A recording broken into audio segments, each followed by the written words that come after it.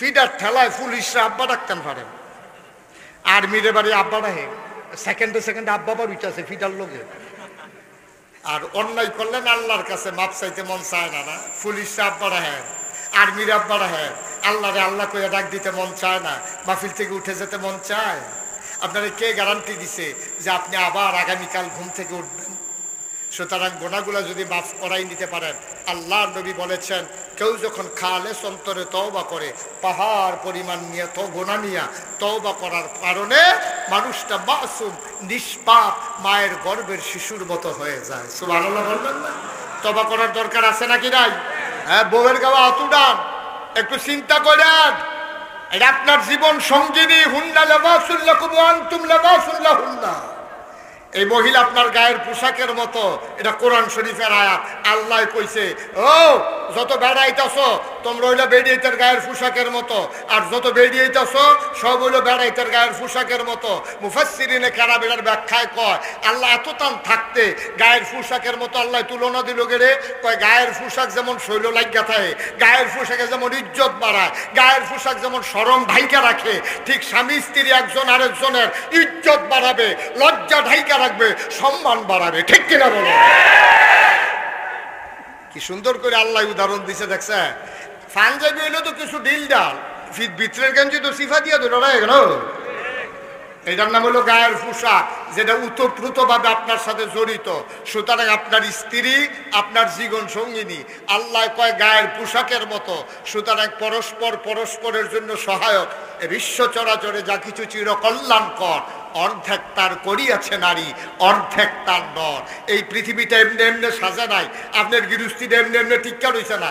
আপনি ধান রুইছেন, ধান লাগাইছেন, ধান কাটছেন, ধান লইয়া দিছেন, এরপর হিজানের থেকে চাউল করে ভাত রান্ধন পর্যন্ত হেভি দিয়ে। ঠিক কিনা কম? না হইলে ধান খাওয়ান লাগলো ওইল বেড়াইতে, ধান ধান খাইলে হইল। ঠিক কিনা কম? সুতরাং পুরুষের যেমন অবদান আছে, নারীরও অবদান আছে। আপনার নারী আপনার স্ত্রী যদি সাক্ষী দেয় আপনি ভালো মানুষ, আসলেও আপনি ভালো মানুষ। সুবহানাল্লাহ বলবেন না? কারণ আপনার সম্পর্কে আপনার স্ত্রী যত জানে অন্য কোনো মানুষ এত জানে না।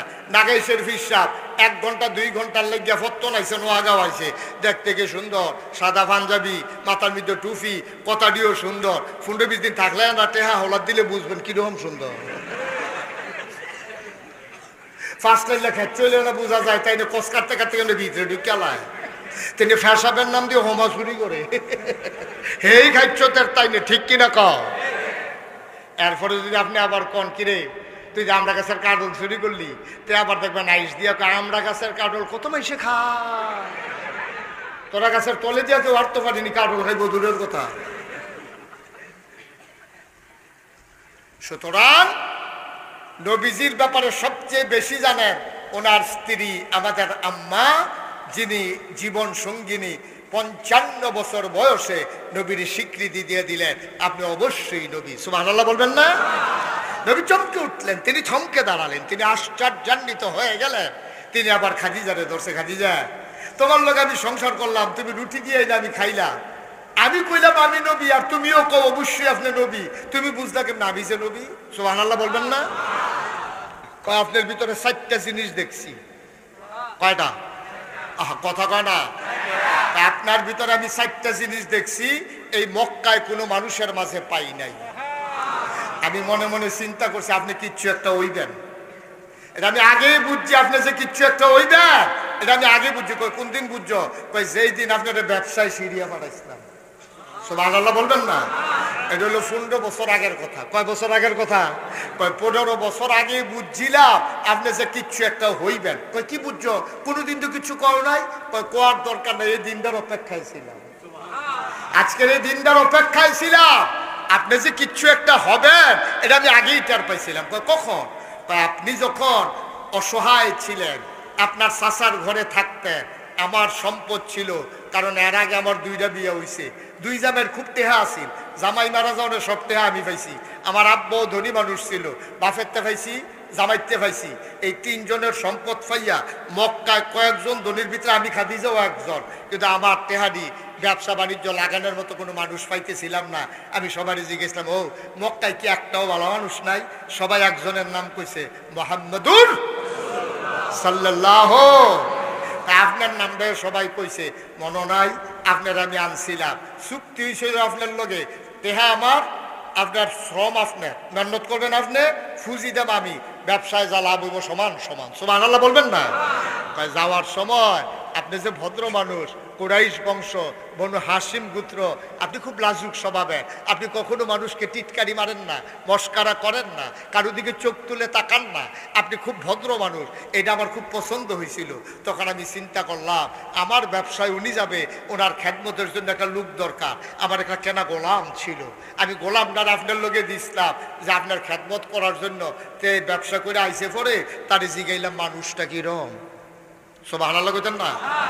ব্যবসা করে আসার পরে তারা আমি জিজ্ঞেসলাম মানুষটা কিরকম, মানুষটা কিরকম কইতাম পারতাম না, তবে আমরা সবাই মিল্লা কাজ ভাগ করে নিতাম। সফর অবস্থা সবাই মিল্লা সিরিয়া গেছি তো, যাওয়ানোর সময় সবাই মিল্লা ভাগ করছি, কেউ রান্ধন, কেউ লাকড়ি আনন, লাকড়ি ভাড়ন, কেউ রান্না বান্না করন, কাঁচামরিচের ডেটটা ভাঙ্গা দেওয়ন, ফেট ছুল্লা দেওয়ন, এরকম নানান কাজ আমরা ভাগ করে নিছি।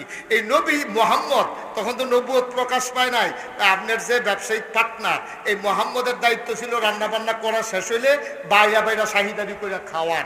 আমরা এই দীর্ঘদিন সফরে ছিলাম, প্রত্যেক দিন উনি আমাদেরকে খাওয়াইছে। খোদার কসম আমরা খেয়াল করে দেখেছি সবাই খাওয়ার আগে তিনি লবণ সাওয়ার নামেও একটা গোশতের টুকরা মুখে দেয় নাই। সবাই খাইয়া চললে, থাকলে উনি খাইছে, না থাকলে নাই, এরকম মানুষকে। আর কি দেখলাম?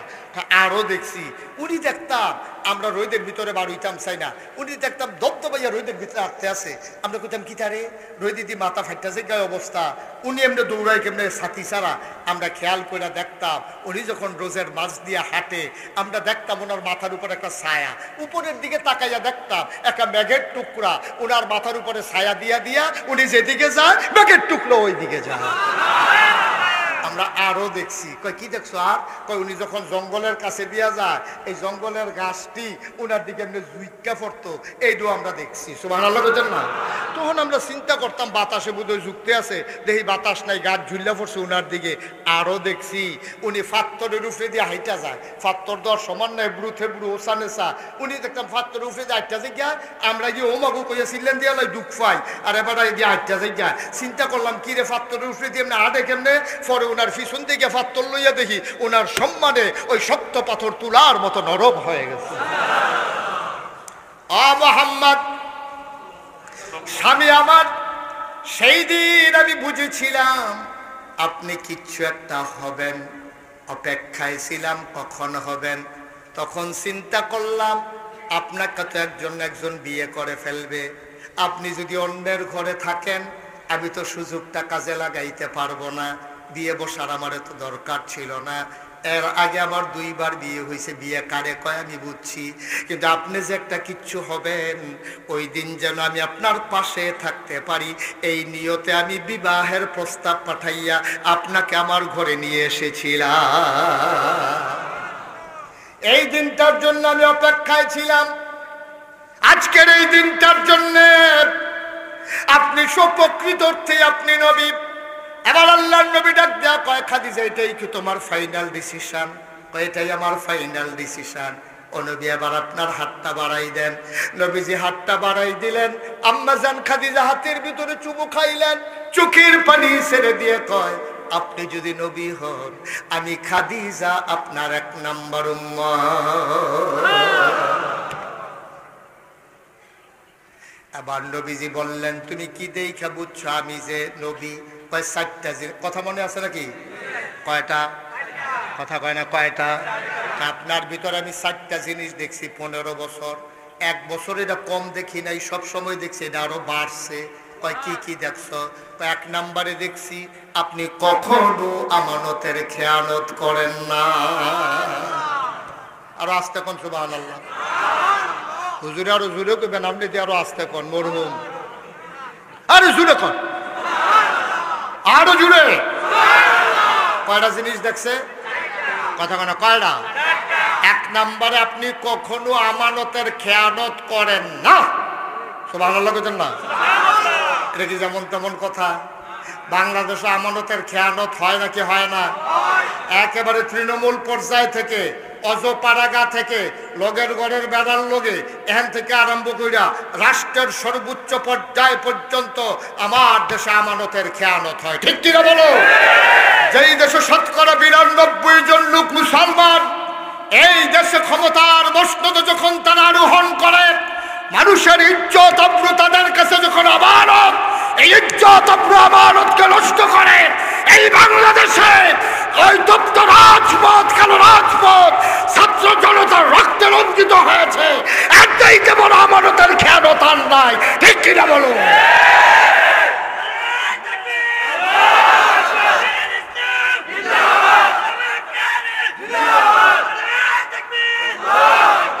রাষ্ট্রের যারা অধিকর্তা হবে তাদের কাছে একজন ভিক্ষুক মহিলা থেকে শুরু করে রাষ্ট্রের সর্বোচ্চ মানুষটা পর্যন্ত তার ইজ্জত, তার সম্মান, তার টাকা পয়সা, তার জীবন তাদের কাছে আমানত।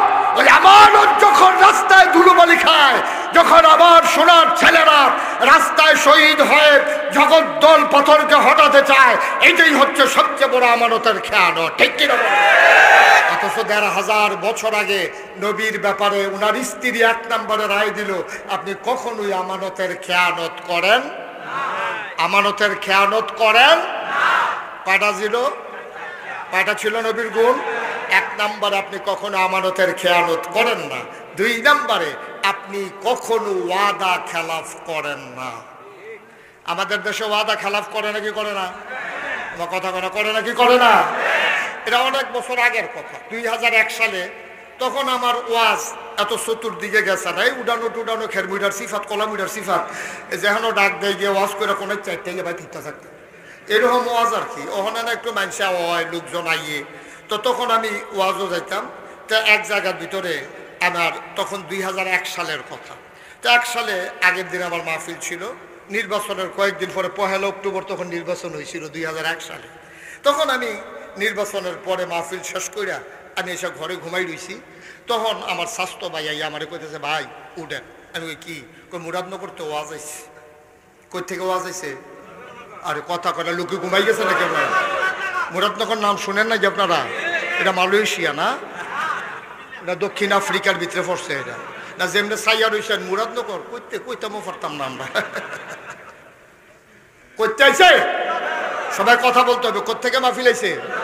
আমার যখন ঘুমের ডাক দিছে, ভাই মুরাদনগরতে মাহফিল আইছে, তা আমি লাভ দিয়ে উঠছি। বেড়া বাড়ির গাছ মাহফিল ফাই না, মুরাদনগরতে মাহফিল পরে হুশ আছে।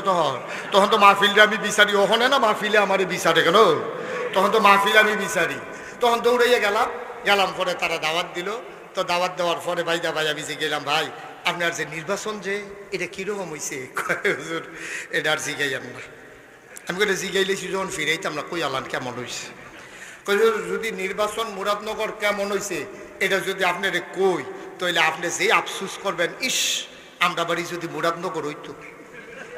আমি কই বেড়া আমার বাড়ি ব্রাহ্মণপাড়া, আমি তোমার কইছি মুরাদনগর বাড়ি করাম। কয় না হুজুর আফসুসটার কথা কই আর কি। আমি কই কিরকম? কই হুজুর নির্বাচনের আগে সপ্তাহখানেক আগে দিয়ে একবার আমার আইয়া ঘুমেতে ডাক দিয়া তো চৌড়ানো, তো ডাক দিয়েছে পরে হুজুর আমি লাভ দিয়ে চালাইছি রাইতের বাজে 2:30। কয়টা? তো আমি কই রাইতের 2:30টার সময় আপনি এক ডাকে উঠলেন কেমনে? কই হুজুর ফাতলা ঘুম তো, নির্বাচনের আগে কম ভালো উঠন লাগে, কোন যারা তো এর লেগে গাড়া ঘুমটা দেয় না, ফাতলা ডাকের লোকে ফাল দিয়ে উঠতে জায়গা। তো আমি কই উঠতে সেটা কিতা করছো? কই উঠছি পরে এবার আইন না আমার 1500 টাকা দিছে, 500 টিকা নোট। তা আমি জিজ্ঞাসা কি এর টেহা? আমি কি তোমার কাছে টেহা পাই? কয় না। কত কিছু কিনবা মারতে? কয় না। তো টেহা তো কিনতা? আরে ভাই সাহেব যেগুলো খবর রাখেন না, আমরা মুরাদনগর না প্রতি বুট 500 দাম উঠছে। তা আপনার ঘরে 3 ফুট 3 5 1500। আমি কি হুজুর দাওয়াত দিতে নাইছেন, বুট বিচ্ছা টেহা খান, টেহা রাখছেন? অসম্ভব, আমরা কি এত বেহতার নি টেহা রাখা? আমি কই কিতা কইছেন? আমি কইছি ও নির্বাচনের ওখানে বাহির হয়েছে 1 সপ্তাহ, এত আগে যখন 500 দাম উঠতে গেছে গা, আগের যাইতে কত উঠে না আছে, টেহা রাখতাম পারতাম।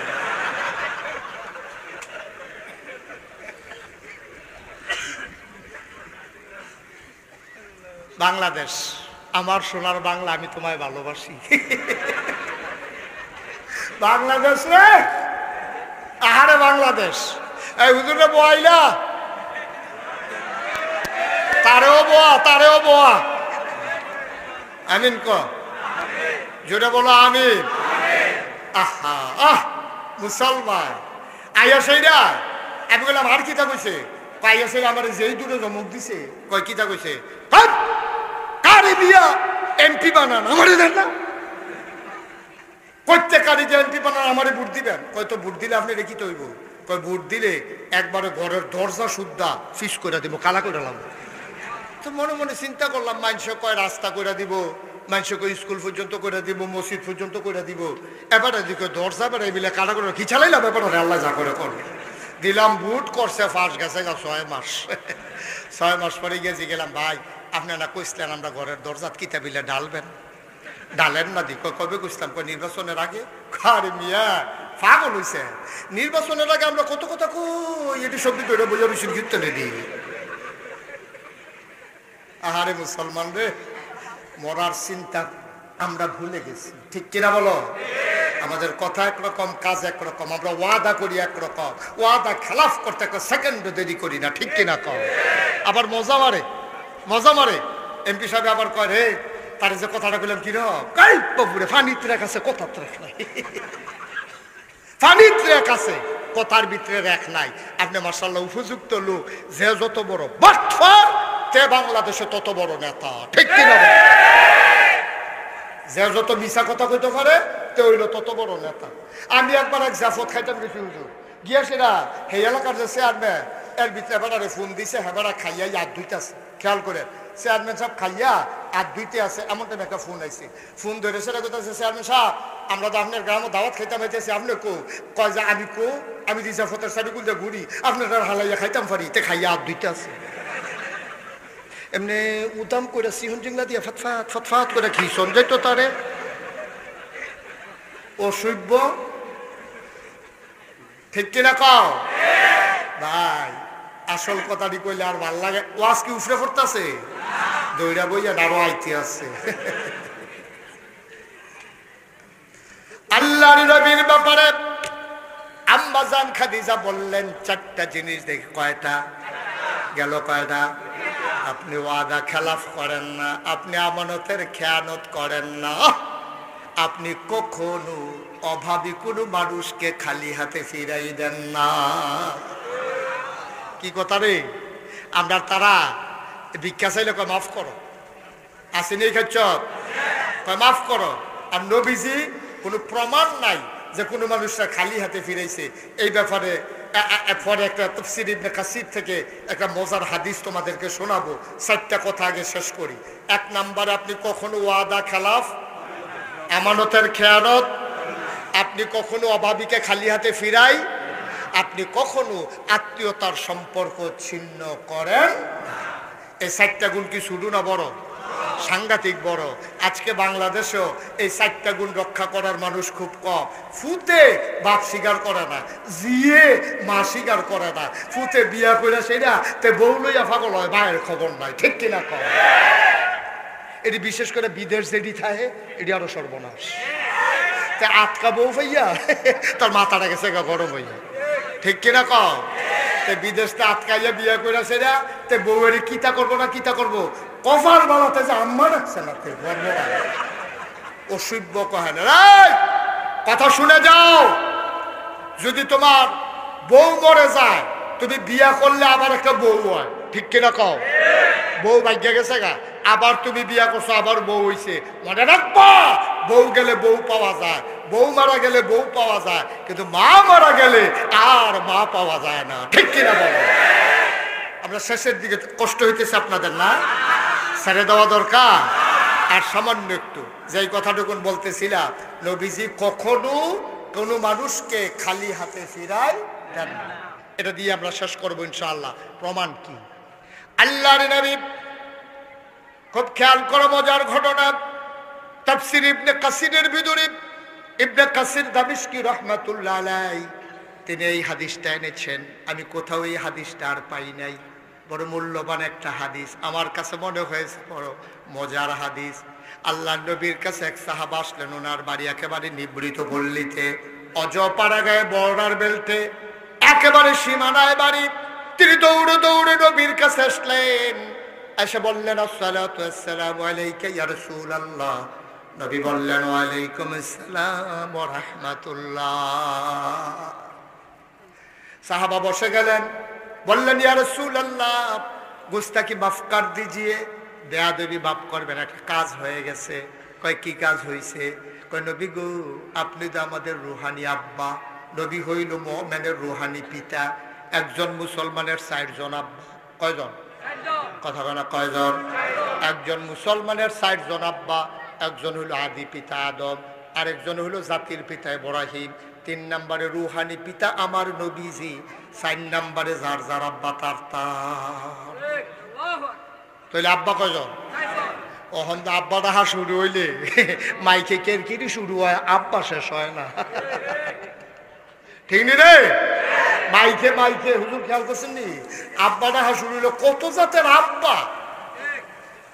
মাইকের তার বেড়ে কেরকিরি করে আব্বার ঠেলায়, এরপর আব্বা শেষ হয় না। একজন মুমিন মুসলমান তার ৪ জন আব্বা। কয়জন আব্বা? সবাই কোন মারহাবা। এখন নবীজি হলেন রুহানি পিতা। নবীজির কাছে আইসা সাহাবা কয় ইয়া রাসূলুল্লাহ বেয়াদবি মাফ করবেন, একটা কাব্দ গড়াই লিছি। কয় কি? কয় আমি তো আপনার ফুত, আপনি আমার রুহানি বাপ, এখন আপনি যদি আমার আব্বা হন তাহলে আমার বাচ্চা কাচ্চা তো আপনার নায়নাত করুন, তা আমার মেয়ে বিয়ার, খুব খেয়াল করেন কিন্তু সিহন কথা, কয় আমার মেয়ে বিয়ার উপযুক্ত হয়েছে, আমি তো থাকি একটু দূরে, মদিনা শহর থেকে একটু দূরে, ইচ্ছা করলে সবসময় আইতাম পারি না, জামাইটা পাইছি বালা, বদরের যুদ্ধে অংশগ্রহণ করছে, মাশাআল্লাহ ৫ ওয়াক্ত নামাজ মসজিদে গিয়া পড়ে, এই সিটার বাটফারির ভিতরে নাই, মাশাআল্লাহ অনেক ভালো মানুষ, স্বভাব চরিত্র ভালো, আপনার ব্যাপারে খুব এশক আছে, আল্লাহর তাওহীদের ব্যাপারে কোনো আপোষ করে না। এই লোকটা পাইয়া, জামাইটা ভালো পাইয়া, দেখায় শোনায়ও ভালো, আমার মেয়েটারে তো বিয়ে ঠিক করে ফেলছি, বিয়ে তো আল্লাহ করলে হয়ে গেছে। সুবহানাল্লাহ বলবেন না? নবীজি বলছেন মাশাআল্লাহ খুব ভালো খবর, আমি দোয়া করি তাদের দাম্পত্য জীবন সুখময় হোক, আল্লাহ নেক সন্তান দান করুক। সব দোয়া টোয়া শেষ, এবার সাহাবা আস্তে করে কইতাছে ইয়া রাসূলুল্লাহ শব্দ ঠিক আছে, আপনি দোয়া করছেন নাতিনেরও বিয়ে হয়েছে আপনার, তবে আপনার যে নাতিন, আপনার নাতিনের বিয়েতে আপনি কি কোনো উপহার টুপহার দিবেন না? সুবহানাল্লাহ বলবেন না? দেখছেন নবীর লগে উম্মতের সম্পর্কটা দেখছেন।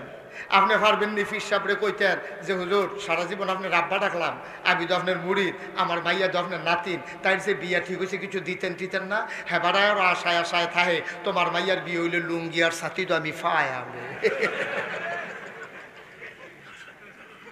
আহারে বাংলাদেশ, নবীর চরিত্র কিরকম আর আমরার চরিত্র আইয়া কিরকম। আমরা খালি নেওয়ন শিখছি, নেওয়ন খালি আত্রা এরকম করে। বাংলাদেশে যত ফিসাব দেখবা এইটা হিকছে না, কেডায় জানি গুড়ান দিয়ে এমনি কইরা দিছি, আবার গুড়া যাই গা নাদান হগিন নিবেদিত টিহার আশায় বইয়া থাকে, রিক্সাওয়ালার টাকার আশায় বইসা থাকে। আর আমার নবীজি জীবনে কেউ খালি হাতে ফিরাইল না, আর তুমি খালি নিতা হিকছো, জীবনে দিতা হিকছো না। তোমার মতো নাদানকে আসমানের নিচে আর আসেনি, ঠিক কিনা কও? তুমি যেটা এই ফিরালির নাম দিয়ে যেমন আটফাইতা খাও, এরতে বালা চান্দরা মুড়ো বইয়া লাইলে ভাঙ্গা বাসন ডলে আরো ভালা পাইলে হইতো।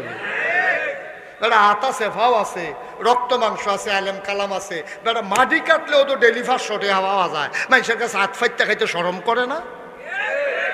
লজ্জা নাই, শরম নাই? এখন নবীজির কাছে সাহাবা, কথা মনে আছে নিও? বুঝলা গেছেন কথা? মনোযোগ নাই কথা না? নবীজির কাছে সাহাবা এসে কই ইয়া রাসূলুল্লাহ আপনার নাতিনের যে বিয়া দিলাম, আপনার দাদা হিসাবে কোনো উপহার দিবেন না? সুবহানাল্লাহ সুবহানাল্লাহ সুবহানাল্লাহ। কথার ওজন কত, কথার ভিতরে মহব্বত কত, অধিকার কত, কত বড় অধিকার। আর নবীজি খুব লাজুক মানুষ, পকেটে হাত দিছে, দিয়া দেয় কিচ্ছু নেই, একটা পয়সাও নেই। এমন লজ্জা পাইছে, চেহারাটা লাল হয়ে গেছে। সুবহানাল্লাহ, মাথাটা নিচু করে ফেলছে। আহা, আমি কেমন নবী, আমার সাহাবা মেয়ের বিয়েতে উপহার চাই, আমি দিতে পারলাম না। নবীজির মাথা নিচু করে মুচকে হাসলেন, হেসে বললেন সাহাবা আমার, আজকে তো আমি কিছু দিতে পারলাম না, আগামীকালকে তুমি সকালে আসবা, তো তোমার কাছে আমি একটা গোপন সংকেত দিয়ে রাখি, যদি দেখো আমার ঘরের দরজা বন্ধ, তোমাকে গোপন সংকেত হলো তুমি দরজার ভিতরে শিকল ধরে 3 বার নাড়া দেবা, তখন আমি বুঝবো তুমি চলে আসছো, আসলে তোমার জন্য দরজা খোলা, তুমি ডাক দিতে পারবা, তোমার জন্য অনুমতি আমি দিয়ে রাখবো। আসার সময় ছোট্ট একটা শিশি আর একটা কাঠি আইলো। সুবহানাল্লাহ বলেন না? এখন পরের দিন সকালবেলা সাহাবা এসে দেখে নবীজি আরাম ফরমাচ্ছেন। নবীজি ঘরের ভিতরে আরাম করতেছেন, ভেতর থেকে দরজা বন্ধ। সাহাবারে নবীজি অনুমতি দিয়ে রাখছে। সাহাবা এসে দরজার ধরে 3 বার নাড়া দিলেন। নবীজি দরজা খুলে দিলেন। আহলান সাহলান মারহাবা, মোস্ট ওয়েলকাম, আমার ঘরে তোমাকে স্বাগত। সুবহানাল্লাহ বলবেন না? আল্লাহর নবী স্বাগত জানাইয়া আবার সাহাবাকে ঘরে ঢুকালেন। ঢুকাইয়া বললেন, ও তোমার তো আজকে আসতে বলছিলাম না? কই জি ইয়া রাসূলুল্লাহ। শিশি আনছো? তো উনি লুঙ্গির সিফার থেকে শিশি বার করে, কাঠি আনো নাই? কয় জি ইয়া রাসূলুল্লাহ, কাঠিও আনছি।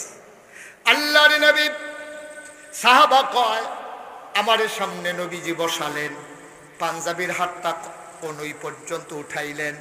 খুব খেয়াল করেন, তিনি হাতটা উঠাইয়া কনুই পর্যন্ত পাঞ্জাবির হাতাটা গুছাইয়া তিনি আবার হাতের ভিতরে এইভাবে কচলাইতে শুরু করলেন। কতক্ষণ এই হাতে কচলায়, আবার বাম হাতে ডান হাত কচলায়, কচলাইতে কচলাইতে লাল হয়ে গেল। পশমের গড়ায় মুক্তার দানার মতো ঘাম জমে গেল।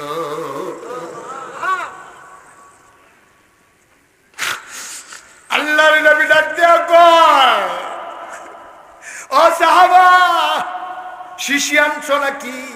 কই ইয়া রাসূলুল্লাহ, এই তো শিশি। আল্লাহ নবী হাতটা এমন করে বাঁকা করলেন, ওই পশমের গোড়ায় গোড়ায় জমা ঘাম টপ টপ টপ টপ করে জমে জমে এই কনুর কাছে এসে দিয়া পড়তেছে। আল্লাহ নবী বললেন, তাড়াতাড়ি করো, শিশিটা আমার কনুর কাছে ধরো। এবার শিশি দেখে টপ টপ করে শিশির ভিতরে ঘাম পড়ে, অর্ধেকটা শিশি ভরে গেল। নবী আবার এই হাত বাঁকা করলেন, বললেন, শিশিটা আবার এই হাতে ধরো। এই হাতের কনুর কাছে ধরা হলো, বাকি ঘাম দিয়ে শিশিটা একবারে ভরে গেল। আল্লাহ নবী মুখটা বন্ধ করে ওই ছোট্ট কাঠিটা হাতে দিয়ে দিলেন। নবীজি আবার চোখের পানি ছেড়ে দিয়ে কয়, সাহাবারা রে, আমি তোর এমন নবী, আমার নাতিনের বিয়েতে দামি কোনো উপহার দিতে পারলাম না। আমার গায়ের জমানো ঘাম, এটাই আমার নাতিনের বিয়েতে আমার পক্ষ থেকে উপহার।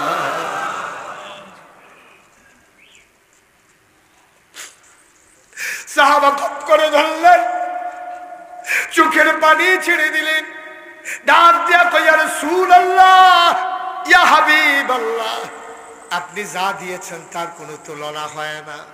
আমি বড় খুশি হয়েছি। সাহাবা বিদায় নিয়ে দিলেন দৌড়।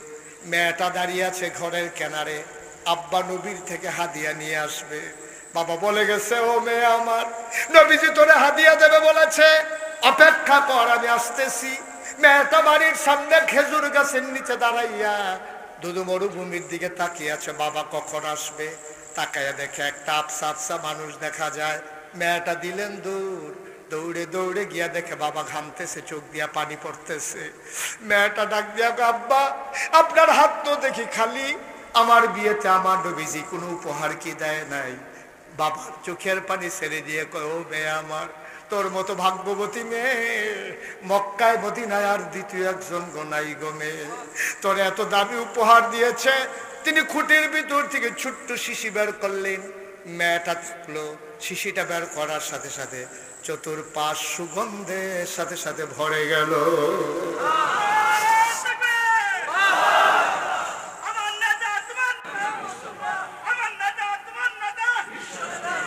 আল্লাহর নবী ওই হাতের ভিতরে শিশি দিলেন। ওই মেয়েটার বাবা মেয়েটার হাতের ভিতরে শিশিটা দিয়া কয়, ও মেয়ে আমার, আমার নবী তোরে বেশি কিছু দিতে পারে নাই, সবচেয়ে দামি জিনিসটা তোরে দিয়ে দিয়েছে। ওনার পাসিনা মুবারক নিজের হাতে বের করে তোরে শিশির ভিতরে দিয়ে দিয়েছে। এই নাও তোমার উপহার। মেয়েটা খপ করে ধরলেন, চোখে লাগালেন, মুখে লাগালেন, বুকের সাথে জড়িয়ে ধরলেন। মেয়েটা দিলেন দৌড়। এক ফোঁটা ঘাম পাসিনা মুবারক বের করে হাতের তালুতে নিয়ে মেয়েটা মাথায়, চোখে, মুখে, বুকে সব জায়গায় লাগালেন। এই মেয়েটা আদর যত্ন করে কাপড় পেঁচাইয়া ওই আতরের শিশিটা রেখে দিতেন। যখন ঈদ আসতো, যখন বিয়ে হতো, মেয়েটা এক ফোঁটা নবীর পাসিনা মুবারক আতর হিসেবে ব্যবহার করতেন। ঈদের দিন সকালবেলা মেয়েটা যখন আতর দিতেন, পুরো মদিনায় ওই নবীর আতরের গন্ধ ছড়িয়ে পড়ত। মানুষগুলো পাগলের মতো দৌড়াইতো। এই সুগন্ধ কোত্থেকে আসে, কোত্থেকে আসে? মানুষগুলা পাগলের মতো দৌড়াইতো। দৌড়াইতে দৌড়াইতে খেয়াল করতে এই জায়গা থেকেই তো আসে। বাড়িটার চতুর্পাশ দিয়া লোক দাঁড়াই যাইতো, সবাই ডাকাডাকি করতো, বাড়ির মালিক বের হও। বুড়া মানুষটা বের হইতো, বলতো যে কেন তোমরা ভিড় করতেছ? এই সুগন্ধ তুমি পাইছো কই? এত দামি পারফিউম তুমি কোত্থেকে কিনেছো? তুমি তো ধনী মানুষ না। সাহাবা চোখের পানি ছেড়ে দিয়ে কাঁদতেন, বলতেন ভাই এটা আমার কেনা কোনো সুগন্ধি না, আমার নবীর দেওয়া আমার মেয়ের বিয়েতে উপহার, এইটাই সেই সুগন্ধ। এবার মদিনার সকল মানুষ মিলে বাড়িটার নাম রেখে দিল সুগন্ধি বাড়ি। বাড়িটার নামই হয়ে গেল সুগন্ধি বাড়ি। বন্ধুগণ, এই নবীজি তোমার আমার নবী। আমরা যারা নবীর উম্মত, আমরা যারা আশিকি রাসূল দাবি করি, এখন আমাদের কি দায়িত্ব? নবী যেমন করে কথা বলেছেন আমি তেমন করে কথা বলবো, নবী যেমন করে খেয়েছেন আমি তেমন করে খাবো, নবী যেমনি 5 ওয়াক্ত নামাজ জামাতের সাথে আদায় করেছেন আমি 5 ওয়াক্ত নামাজ জামাতের সাথে আদায় করব। আমার নবী জীবনে সুদ খায় নাই, আমি প্রয়োজনে পেট মাটিতে লাগাইয়া থাকবো, তারপর আমি সুদ খাবো না। ঠিক কিনা বলেন? যদি আমি আশিকা রাসূল হয়ে থাকি, যদি আমি আশিকা রাসূল হয়ে থাকি, যদি আমি নবীর উম্মত হয়ে থাকি, আমি সুদ খাইতে পারি না, আমি ঘুষ খাইতে পারি না, আমি মদ খাইতে পারি না, আমি মানুষকে ঠকাইতে পারি না। আসুন আজকের এই মাহফিল থেকে সিদ্ধান্ত নিয়ে, বড় বুদ্ধিমান মানুষ বুঝা ফেলছে হুজুরের ওয়াজ সাইজ হইয়াইতে আছে আর বইয়ের ইস্যু কীর্তি। আসল কাজটাই তো হয় নাই, আসল কাজটাই তো হয় নাই। সবাই একটু ধৈর্য ধরে বসতে হবে। আজকে আমার মন সাক্ষী দিয়েছে, আজকে প্রায় 33 বছর আমি মুশতাক ফয়েজি ওয়াজ করি। 33 বছর ওয়াজ করার পর আমার একটা অভিজ্ঞতা হয়েছে, কোনো মাহফিলে যখন আমি যাই, মাহফিলে কদম দিলে মাহফিলটার ওজন বুঝি। আজকে আমার মনে হয়েছে এই মাহফিলটা আল্লাহ কবুল করে নিয়েছে। নাইলে আল্লাহ তো বৃষ্টি দিয়ে আমাদেরকে ভাষায় দিলেই পারতেন, কিন্তু আল্লাহ তো সুযোগ করে দিয়েছেন। এই কবুল হওয়া মাহফিলটাতে আমরা একজন উঠবো না, সবাই মিলে আল্লাহর দরবারে তওবা করব। দরকার আছে নাকি নাই? আমাদের সবার আমল নামায় গোনা আছে, আমরা সবাই মিলে তওবা করব। কার দরবারে? কথা বলা কার কাছে? আল্লাহর কাছে আমরা তওবা করব। মাপ চাইব কার কাছে? আল্লাহর কাছে। জেনে আমাদেরকে ঐতিহ্যবাহী ঐতিহ্য ধন্য নোয়াগাঁও দালান বাড়ি যুবক বৃন্দের উদ্যোগে ৫ম বার্ষিক ওয়াজ ও দোয়ার মাহফিল উপলক্ষে আজ ৩রা সেপ্টেম্বর রোজ মঙ্গলবার বরকতময় দিন শেষে অন্ধকারের চাদর যখন পৃথিবী ঢেকে দিয়েছে, জানান দিয়েছে রাত হয়ে গেছে, সকালেও যখন এক পশলা বৃষ্টি সব কিছু একেবারে ভিজিয়ে দিয়েছে, কর্তৃপক্ষের মনে আতঙ্ক ধরিয়ে দিয়েছে মাহফিল করা যাবে কি যাবে না।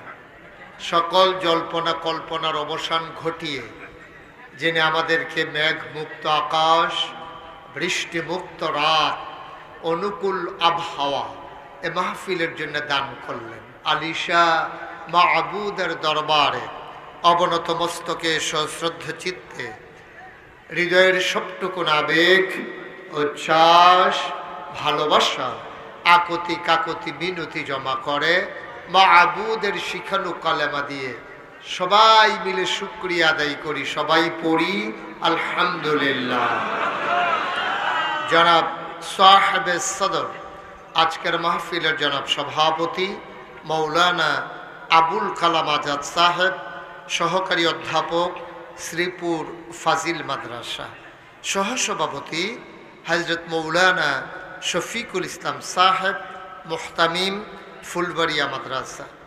আজকের মাহফিলের প্রধান বক্তা মৌলানা কবির হোসেন সিদ্দিকী, কুড়িপাইকা মাদ্রাসা ব্রাহ্মণবাড়িয়া, হাফিজ মুফতি আবু তালহা হুসাইনি, আমন্ত্রিত ওলামায়ে কেরাম, মাহফিলের পরিচালক মোল্লা মোহাম্মদ শামীম আল হুসাইনি, আজকের মাহফিলের রৌনক বক্স মেহমান আমার প্রিয় ভাই মৌলানা মুফতি মুজাম্মেল হক, সহসুপার কসবা মাদ্রাসা এবং সেক্রেটারি জামাতে ইসলামী বাংলাদেশ বিজয়নগর থানা, উপস্থিত এলাকার বিভিন্ন মসজিদের ইমাম সাহেবান, ওলামায়ে কেরাম, মুরব্বিয়ানে আযম, কলিজার টুকরা যুবকেরা, পর্দার আড়ালের মা ও বোনেরা, সবার প্রতি আমার আবারও আন্তরিক সশ্রদ্ধ সালাম। আসসালামু আলাইকুম ওয়া রাহমাতুল্লাহি ওয়া বারাকাতুহু। নোয়াগা এই গ্রামে আমার আত্মীয় আছে, আমার চাচা এই গ্রামে বিয়ে করেছেন, সেই কারণে এই গ্রামে আমার নানার বাড়ি। জিজ্ঞেস করেছিলাম যে জায়গা আছে বড়, ওনারা বলছে বিরাট বড় জায়গা। বিরাট বড় যে এইরকম আমি বুঝি নাই তখন। এখন থেকে মাহফিল রাখার আগে লুক ফাটাইতে হইব, জায়গাটা চাইয়াইয়েন। ওনারা এটা আপনারা এমন একটা আয়োজন করলেন, বাড়ির ভিতরে আইনা রাস্তার পার্শ্বে কোথাও করা যেত, মাদ্রাসা মাঠে করা যেত। এখন এই বাড়ির মাহফিল দেখে বাইতে করণ লাগবো, এটা তো কেমন কথা। আচ্ছা যাই হোক, এখন যেহেতু তারা দাওয়াত দিছিল ঘর ফিসে একজন, আপনারা আইয়া পড়ছেন হাফডা, সমস্যা হয়েছে এটা, আর নাইলে এত সমস্যা ছিল না। আর সভাপতি সহসভাপতি দুইজনের দাওয়াত দিছে, মনে করছে একজনে নাইলে আরেকজন আইব, তারা যে দুজন আইয়া পড়বো এইটাও তারা বুঝছে না। নানান ঝামেলায় পাইয়া গেছে এই মাহফিলে। না, দয়া করে আমাকে একটু সময় দিতে হবে। আমি লম্বা সময়, আমি জানি এখন প্রচণ্ড একটা গরম, ভাদ্র মাসের গরমটা এমনি খুব বেশি, তারপরে আপনারা এত গাদাগাদি হয়ে বসেছেন, গরমটা স্বাভাবিক লাগাটা আমি তো বুঝতেছি। আমার পেছনে ফ্যান চলতেছে, তারপরে আমার কেমন গরম লাগে আমি টের পাচ্ছি। তা আপনারা যারা কথা বললেন না, কেউ কথা বললে তো আমি কথা বলতে পারবো না, আমাকে একটু সুযোগ করে দিতে হবে। একেবারে পিন পতন নিস্তব্ধতার মাঝে কথা হবে ইনশাআল্লাহ, একবারে শব্দ করা যাবে না। আপনার যদি ভালো না লাগে আপনি চলে যাবেন, কিন্তু আরেকজনের ক্ষতি করবেন না। ক্ষতি করার কোনো দরকার নেই। আপনি ভাল লাগতেছে না, আপনি মনে করছেন যে আমার যখন ভাল লাগে না মাইসে আর ওয়াজ শুনলো কতক্ষণ কথা কম, তাইলে তো এটা ঠিক হইল না। আপনি না ভালো লাগলে আপনি চলে যাবেন, কিন্তু আপনি বিরক্ত করবেন না, কথা বলবেন না। দয়া করে দাঁড়িয়ে আছেন, বসে আছেন যারা, দয়া করে আমাকে একটু সুযোগ করে দিতে হবে। আল্লাহ তাবারক ওয়া তাআলা যেন কবুল করে, সবাই পড়ে আমিন। আমি শুরুতেই দোয়া করি আল্লাহ যেন, এই কথা বন্ধ না করতে পারলে হবে না তো ভাই। কয়বার বলা যাবে একটা কথা?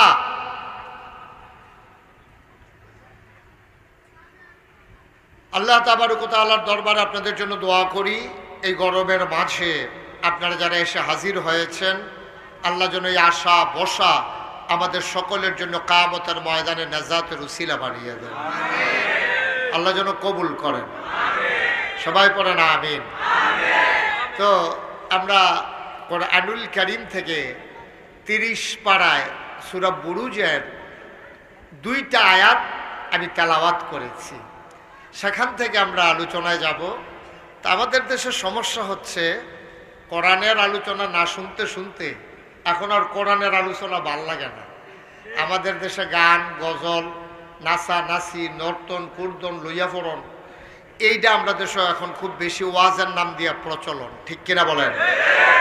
এটা করতে করতে এখন আর মনে করছে হেই ডে ওয়াজ, আর ওয়াজ এখনো হয়ে গেছে একেবারে আপনি বিরক্তিকর একটা বিষয়। কিন্তু এটাই হয়। আমার মাদ্রাসায় একবারে টিউনু গেল ভিজিট করার জন্য, টিউনু সাহেব গেছে। পরে আমি কইলাম যে টিউনু সাহেব, আমার নিজের এলাকার গাছের কলা আছে আমার মাদ্রাসার এরিয়ায়, ওখানে গাছ পাক না কলা খুব ভালো, কোনো ওষুধ টষুধ নাই, আপনি 2টা কলা খান। না না না না, এই কলা মারি দিয়ে না। আমি ওই কেন কই হুজুর, এই আরেকবার ওইরকম এই ভালো কলা খাইয়া আমার সাংঘাতিক ক্ষতি হয়েছে, কারণ ভেজাল খাইতে খাইতে বালাটা আর সহ্য হয় না। এখন আমরারও অবস্থা হয়েছে এই ভেজাল কথা শুনতে শুনতে আমাদের আর এখন কোরআনের কথাগুলো ভালো লাগে না। কিন্তু আমি বিশ্বাস করি এখানে আমরা যারা আছি আমরা কোরআনের কথাই শুনতে চাই ইনশাআল্লাহ। আমাদের ভালো লাগে তো ইনশাআল্লাহ। তা আমরা আলোচনায় ঢোকার আগে মারদুদ শয়তান থেকে ফানাহ চাই, যিনি রহমান যিনি রাহিম, তার নামে চলেন শুরু করি, সবাই পড়ি। আউযু বিল্লাহি মিনাশ শাইতানির রাজীম। বিসমিল্লাহির রাহমানির وما نقموا منهم إلا أن يؤمنوا بالله العزيز الحميد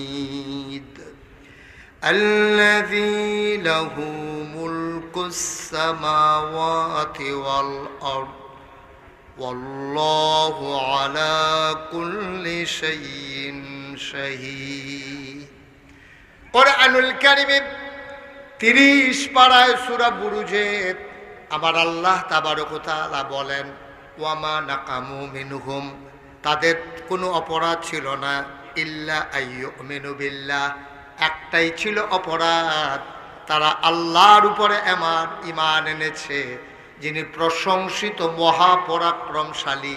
বলেন সুবহানাল্লাহ। ১,৫০০ বছর আগে আল্লাহ রাব্বুল আলামিন এই দুনিয়ার ভিতরে যখন নবীকে পাঠালেন, আল্লাহ নবী এসে তার দায়িত্ব পালন শুরু করে দিলেন। নবীদের দায়িত্ব হলো অন্ধকার থেকে মানুষকে আলোতে নিয়ে আসা, গোমরাহি থেকে হেদায়েতে নিয়ে আসা, কুফর থেকে ইসলামে নিয়ে আসা, পথ হারা মানুষগুলোকে পথ দেখানো। এটাই হচ্ছে নবী এবং রাসূলদের কাজ। ১,৫০০ বছর আগে যিনি এসেছিলেন আমাদের জন্য নবী হয়ে, এই নবীর 3টা উপাধি, 3টা লকব। তার ব্যাপারে আমাদের আহলুস সুন্নাত ওয়াল জামাত, আমরা যারা, আমাদের 3টা আকীদা। এই নবী সবার সেরা নবী, এই নবী সবার শেষ নবী, এবং এই নবী সবার সেরা নবী, সবার শেষ নবী। তিনি ইমামুল এবং সকল নবীদের সর্দার, তিনি ইমামুল মুরসালিন, তিনি খাতামান নবিয়্যিন, এবং তিনি রাহমাতুল লিল আলামিন। নবীর ব্যাপারে আহলুস সুন্নাত ওয়াল জামাত আমরা যারা, আমাদের বিশ্বাস হলো 3টা। তিনি শেষ নবী, তিনি সেরা নবী, তিনি গোটা জগতের জন্য রহমত। সুবহানাল্লাহ বলবেন না? গোটা জগতের আল্লাহ হচ্ছেন রব। খুব খেয়াল করে শুনতে হবে, আল্লাহ হচ্ছেন রব। আমরা পড়ি আলহামদুলিল্লাহি রাব্বিল আলামিন। সমস্ত জগতের রব হইলেন আল্লাহ। এখন চিনলাম আল্লাহ হচ্ছেন রব। এখন নবীজি কি? আল্লাহ তাবারক ওয়া তাআলা এটা ১,৫০০ বছর আগে জানিয়ে দিলেন যে তোমরা জানতে চেয়েছো আমি হইলাম রব, আর আমার নবী হইল রাহমাতুল লিল আলামিন। ওয়ামা আরসালনাকা ইল্লা রাহমাতাল লিল আলামিন। আমার আল্লাহ হলেন রব, আর নবী হইলেন রহমত বড় জগৎবাসীর জন্য। দুনিয়ার ভিতরে যেমন মানুষ আছে, দুনিয়ার ভিতরে জিন আছে, দুনিয়ার ভিতরে ফেরেশতা আছে, গরু ছাগল জন্তু জানোয়ার আছে, সমস্ত মাখলুকাতের জন্য আমার নবী হইলেন রাহমাতুল লিল আলামিন। যত জায়গায় আল্লাহ রব, তত জায়গায় নবীজি রহমত। সুবহানাল্লাহ বলবেন না? একটা জায়গা নাই যেখানে নবীজি রহমত না। যত জায়গায় রব আল্লাহ, আর ঠিক তত জায়গায় রহমত আমার নবীজি। সুবহানাল্লাহ বলবেন না? জোরে বলেন সুবহানাল্লাহ। এই নবীজি ১,৫০০ বছর আগে এই দুনিয়াতে তাশরীফ এনেছেন। এখন নবীদের কাজ কি আমি বলছিলাম? নবীদের কাজ হলো অন্ধকার থেকে মানুষকে আলোতে নিয়ে আসা, গোমরাহি থেকে হেদায়েতে নিয়ে আসা, কুফর থেকে ইসলামে নিয়ে আসা। সব নবীরা এই কাজটা করছে এবং তারা সততার সাথে করছে। তারা শুধু মুখে বলে নাই, তারা অন্তরে বিশ্বাস করছে, কাজে প্রকাশ করছে। কিন্তু আমাদের দেশে আফসোস হলো ১,৫০০ বছর পরে এই দেশে মানুষ আছে, মুসলমান আছে, নেতা আছে, নেত্রী আছে, মন্ত্রী আছে, এমপি আছে, তাদের কথা আছে, কথার সাথে কাজের মিল নাই। ঠিক কিনা? তাদের ভিতরে যিনি প্রধান ছিল উনি সারাটা বছর কইছে আমি দেশ ছেড়ে পালাই না। কয় নাই না? কয় নাই? কয় নাই? তাইলে কথা বলছে, মুখে বলছে আমি পালাই না, কিন্তু উনি কি ছিল না পালাই গেছে? তাহলে কথার সাথে কাজের কি নাই? কথা কয় না, কথার সাথে কাজের। কিন্তু নবী এবং রাসূল যারা তারা যা বলছে শুধু বলছে না, অন্তরে বিশ্বাস করছে এবং কাজে প্রকাশ ঘটাইছে। সুবহানাল্লাহ বলবেন না? তাইলে দেখেন ১৫০০ বছর আগেও মানুষ ছিল, ১৫০০ বছর পরেও আমরা আছি, কিন্তু আফসুস হলো আমাদের ভিতরে যুজন মাইল পার্থক্য, আকাশ পাতাল পার্থক্য। আমাদের কথা একরকম, কাজ আরেক রকম, ঠিক কিনা বলেন? আমাদের কথা একরকম, কাজ আরেক রকম। কিন্তু ১৫০০ বছর আগে এমনও ঘটনা পাওয়া যায়, এক সাহাবা আরেক সাহাবারে কইছে, ভাই আপনি এই জায়গায় দাঁড়ান, আপনার নিয়ে আমি এক জায়গায় যাব, আপনি একটু দাঁড়ান, আমি দৌড় দিয়া বাইতে আইতে আসছি। এই কথা বলার পরে তো উনি তো দাঁড়াই রইছে, আর উনি বাড়িতে গিয়া ওই যে একজনটা দাঁড় করাই গেছে এটার মনেই নেই। সুবহানাল্লাহ বলবেন না? উনি বইলা গেছে আর ওনার গিয়া মনেই নেই, তো উনি তো দাঁড়াই রইছে, কারণ ওনার ভাই বলছে, মুসলমান বলছে যে আপনি দাঁড়ান আমি আসতেছি। তো ওনার তো সন্দেহ করার কোনো দরকার নাই। রাত হয়ে গেছে ওনার খবর নাই, সকাল হয়ে গেছে ওনার খবর নাই, নামাজের টাইমে উনি আইসা দেখে লোকটা দাঁড়াই রইছে। ভাই আপনি এখানে দাঁড়াই রইছেন কেন? আপনি না গতকালকে বলছিলেন যে আপনি এখানে দাঁড়ান আমি আসতেছি, আমি এই সারাটা রাত এখানে দাঁড়াই রইছি, আমি যাই নাই, যদি আপনি আইসা আমারে না পান। সুবহানাল্লাহ বলবেন না? এটার নাম মুসলমান, এটার নাম মুসলমান। আর আমরা আজকে মুসলমান, আমরা কেমন মুসলমান? যার যারটা তেতে মিলাম, যার যারটা শেষে হিসাব মিলাম। ওনারা বলছে যে দাঁড়ান, দাঁড়াই রইছে, যতক্ষণ না আসতে যায় নাই। আর আমরা নির্বাচনটা আইলে একরকম, কোনো মতে লাইলটা ফারন গেলে আরেক রকম, ঠিক কিনা কর? নির্বাচনের আগে যেই কথা কয়, বাংলাদেশের মানুষগুলো নির্বাচনের পরে যদি এর ১০০ ভাগেরও ১ ভাগ কাজ করত, তাহলে আমার বাংলা কাগজে পত্রে নয়, প্রকৃত অর্থে আমার বাংলা সোনার বাংলা হতো, ঠিক কিনা?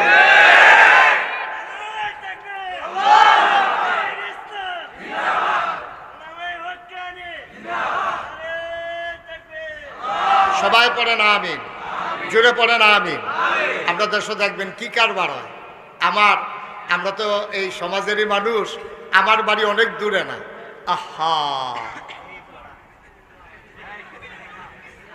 তুমি কি এখানে বেয়াদবি করার জন্য আসছো?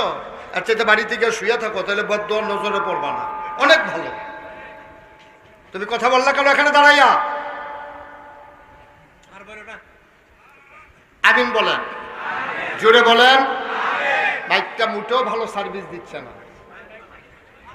না না, এখন তোমাকে তো আনছেন তো এই নাকি কাটা যেটা উঠে এটা চক্কাইয়া উঠে, এটা কেউ দাও দিয়ে চক্কায় না।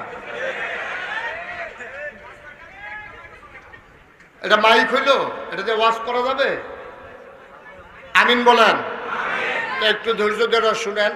আপনারা যারা আসছেন যদি চুপ করে শুনেন, আমি খালি মুখে বললেও শুনবেন। সুতরাং যেহেতু এখন তো আর বদলানো যাবে না, তো এটা কিছু করার নাই। দেখবেন যে ওই উরুসও, তারপরে গিয়া গানও, যাত্রা, এমন মাইক আনে, এমন ঘুমুর ঘুমুর আওয়াজ, কলব রুহুর জায়গায় রুহু কলব জায়গায়, ধাক্কার লোকে ফিডার লোকে, ঠিক কিনা কও? আর এখন মাহফিল আইলে এমন ভাই, এটা মনে হয় যেন বাস দয়ে চায় না, এটি কইতে এটি বার করে আনে আল্লাহ ভালো জানে। তুমি বারানিতে বুঝ করে নিও। আমিন কন, জোরে কন। আমি যেই কথাটা বলছিলাম, মুসলমান ইমান কারে কয়? ইমান হচ্ছে মুখে স্বীকৃতি দেওয়া, অন্তরে বিশ্বাস করা, কাজে প্রকাশ করা, এটার নাম হইল ইমান। আপনি মুখে বললেন লা ইলাহা ইল্লাল্লাহ, সারাদিন বললেন, এতে কি আসে যায়? আপনি লা ইলাহা ইল্লাল্লাহ বলতে হবে, অন্তরে বিশ্বাস করতে হবে, কাজে প্রকাশ ঘটাইতে হবে। লা ইলাহা ইল্লাল্লাহ আপনারা যখন বলবেন, এটার আবার প্রকাশও ঘটাইতে হবে, কাজে এবং অন্তরে বিশ্বাস করতে হবে। ১৫০০ বছর আগে, খুব খেয়াল করে শুনেন, নবীজি, ওই যে নবীদের কাজ হলো অন্ধকার থেকে আলোতে নিয়ে আসা, গোমরাহি থেকে হেদায়েতে নিয়ে আসা। হেরা গুহায় ৪০ বছর বয়সে তিনি যখন উপনীত হলেন, জিবরাইল ফেরেশতা এসে সালাম দিলেন, আসসালাতু আসসালামু আলাইকা ইয়া রাসূলুল্লাহ, আসসালাতু আসসালামু আলাইকা ইয়া হাবিবাল্লাহ। নবীজি বললেন ওয়া আলাইকুমুস সালাম ওয়া রাহমাতুল্লাহ। জিবরাইল এসে বলে ও মুহাম্মদ। সবাই পড়েন সাল্লাল্লাহু। নবীর নাম শুনলে কি পড়তে হয়? 2-1 বার না 12 বার? 2-1 দিন না প্রতিদিন? 2-1 সপ্তাহ না প্রতি সপ্তাহ? 2-1 মাস না 12 মাস? 2-1 বছর না সারা জীবন? আমরা পড়ব সাল্লাল্লাহু আলাইহি ওয়াসাল্লাম। জিবরাইল সেটাকে কয়, ও মুহাম্মদ, আজকে থেকে আপনার পরিচয় মুহাম্মদ ইবনে আব্দুল্লাহ না। মক্কা শরীফে বাবার নাম ছেলের নামের সাথে জড়াইয়া পরিচয় হয়। আল্লাহ নবীর নাম হইল মুহাম্মদ, বাবার নাম হইল আব্দুল্লাহ। এই জন্য আল্লাহ নবী মুহাম্মদ ইবনে আব্দুল্লাহ। জিবরাইল এসে কয়, আজকে থেকে আপনার পরিচয় মুহাম্মদ ইবনে আব্দুল্লাহ নয়, আজকে থেকে আপনার পরিচয় মুহাম্মাদুর রাসূলুল্লাহ।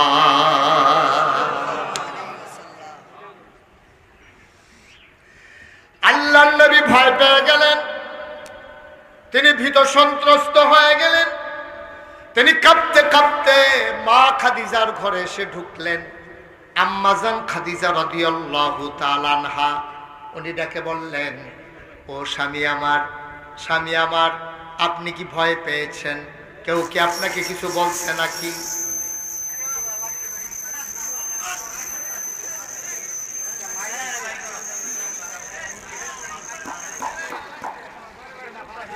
জি ওকে ফাইন, ওনারা চেষ্টা করতেছে, মেশিনারি জিনিস তো, এটা নিয়ে বিরক্ত হওয়া যাবে না। এটা যদি বন্ধ হয়ে যায় কিছু করার নেই, মেশিনারি জিনিস, এটার উপরে কোনো গ্যারান্টি নাই। তবে একটু দেখে শুনে আনা লাগে। তো এটা কর্তৃপক্ষ আগামী বছর আনতে আমি আই, তাহলে অন্য হুজুর আই হোক, যে হোক, মাইকটা বুঝ করে আনবে। আল্লাহ যেন কবুল করে, সবাই করে আমিন। এখন মনে হয় আগের চাইতে একটু ভালো আছে। একটু ভালো হয়েছে না হুজুর? হুজুর একটু ভালো হয়েছে না? সবাই পড়েন আলহামদুলিল্লাহ। একটু আওয়াজটা ক্লিয়ার মনে হয়। একটু খেয়াল করে শুনেন, কথা বললেন না, তাইলে কিছু কথা নিয়ে বাড়িতে যেতে পারবেন। এখন নবীজির বয়স কত? কথা বলে কত? জিবরাইল এসে ঘোষণা দিল, আপনি মুহাম্মদ ইবনে আব্দুল্লাহ না, আপনার পরিচয় হলো আপনি মুহাম্মাদুর রাসূলুল্লাহ। তো নবীজি খুব ভয় পাইছে, খুব ভয় পাইছে। হেরা গুহা, আপনারা যারা হজে গেছেন তারা অনেকেই হেরা গুহা দেখছেন। কাবা ঘরের কেনারেই একটা পাহাড় আছে, এই পাহাড়টার চূড়ায় একটা গুহা আছে, গুহাটার নাম হলো হেরা গুহা। আমি যখন প্রথম হজে গেছি, এটা হলো 2000 সালে। হজে যাওয়ার সময়, হজে যাওয়ার পরে আমার যারা ওখানে ভক্ত মুরিদ আছে সৌদি আরবে, ওরা বলতেছে যে হুজুর, ওই যে হেরা গুহা যেখানে কোরআন শরীফ নাজিল হয়েছে, আপনি কি এটা দেখতে চান? আমি কই ভাই আর আইনা নাই, এই জুয়ান মানুষ আছে, এটা বলে খুব ওসা। জি হুজুর অনেক ওসা। তা আমি বেশি দাদাই দি কইলো, এটার দিকে চাইলে বিলে ফিসি যা টুফি ফুটা জিজ্ঞায়, কই জি হুজুর এটা অনেক ওসা, তো এমনি মা তালগি দিয়ে চাওয়ার লাগে টুফি ফুটা জিজ্ঞায়। তা আমি হুজুর ওই পাহাড়ের কান্দাত আমার লইয়া গেছে, তারা পানির বোতল টোতল লইয়া গেছে, তো আমি কথা অনুযায়ী এমনি উপরের দিকে চাইছি, টুফি পরে না। কি তারা বাংলাদেশে দিয়ে নাইলাম ফিসের দিকে চাইতে বিলে উপরের দিকে চাইলে টুফি পরে দিকে টুফি পরে না গিরে।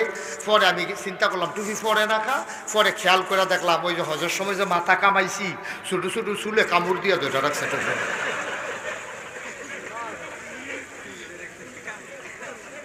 এটা ফল লই লই ছোটো চুলের লেগে মারছে। আলহামদুলিল্লাহ কনা দাও।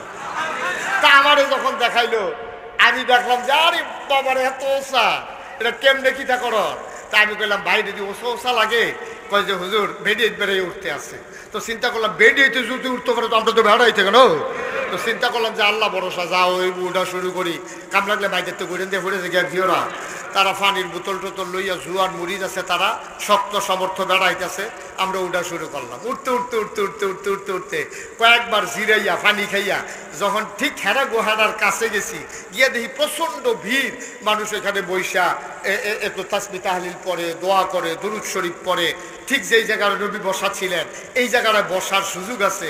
সুতরাং 1500 বছর পরেও অবিকল ওই রকমই আছে। তা আমার যারা ভক্ত মুরিদ এখানে থাকে, তো তারা এই আরবি ফারে দই দেশে, তো তারা কিটা জানি আমার ব্যাপারে কইছে পরে দেখলাম যে সবাই জায়গা খালি করে দিছে। তো খালি করার পরে আমি গিয়ে ঢুকলাম। তো তো ঢুইকা আমার একবারে মনে হচ্ছিল, কেন আমার মনের কথাটা আপনাদেরকে বলি, ওইখানে ঢোকার পরে আমার মনে হয়েছিল যেন ১৫০০ বছর পরে আজও যেন সেই হেরা গুহার ভিতরে নবীর গায়ের গন্ধ পাওয়া যায়। আমার চোখ দিয়ে টপ টপ করে পানি পড়তেছিল। আমি উঠে চলে আসলাম নেমে যাব বলে। আমার ভক্তমরি যখন দেখলো আমি কাঁদতেছি, কয়েছে হুজুর উঠার সময় যত কষ্ট, নামতে এত কষ্ট না, কান্দা লাভ নাই, আপনি কান্দাকাটি করেন না, নামতে সুবিধা আছে। তারা তো আর বুঝছেন আমি কেন কান্দি। এরপরে আমার জিজ্ঞেস, হুজুর কান্দেন খা। আমি বললাম আমার নবীর বয়স যখন ৪০, তখন আমার আম্মা খাদিজা রাদিয়াল্লাহু তাআলা আনহার বয়স ৫৫ বছর। ২৫ বছর বয়সে নবী বিয়ে করেছেন। আম্মা জান খাদিজার তখন ছিল ৪০, আর নবীজির বয়স এখন ৪০, আম্মা জান খাদিজার বয়স এখন ৫৫। সুবহানাল্লাহ কয় না? ৫৫ বছরের একটা বুড়া মহিলা। আমি চিন্তা করলাম আমি জুয়ান মানুষ, ২৪ বছর আগের কথা, তখন তো আমি আরো যুবক। আমি কাঁদতেছিলাম আর চিন্তা করতেছিলাম ১৫০০ বছর আগে ৫৫ বছরের বুড়া মহিলারা সকালে একবার বিকালে একবার আমার নবীর জন্য রুটি নিয়া চামড়ার ব্যাগের ভিতরে পানি নিয়া যদি ২ বার উঠতে পারে, আর আমি জীবনে একবার উঠলাম, আমার এত কষ্ট হইতেছে, আমার আম্মা জান খাদিজার না জানি আরো কষ্ট হয়েছে। অপত্তনের মানুষ, ও নোয়াগাঁওয়ের মানুষ, বিজয়নগরের মানুষ, ব্রাহ্মণবাড়িয়ার মানুষ, মন দিয়ে শোনো রে ভাই, এমনি এমনি ইসলাম আসে নাই। কত ঘামের বিনিময়ে, কত রক্তের বিনিময়ে, চোখের পানির বিনিময়ে ইসলাম এসেছে। আল্লাহর নবীকে এসে জিবরাইল আলাইহিস সালাম ডেকে কয়, ও মুহাম্মদ, সবাই পড়েন সাল্লাল্লাহু আলাইহি ওয়াসাল্লাম। নবীর নাম যতবার আসবে আমরা কি পড়ব? মনে থাকবে ইনশাআল্লাহ।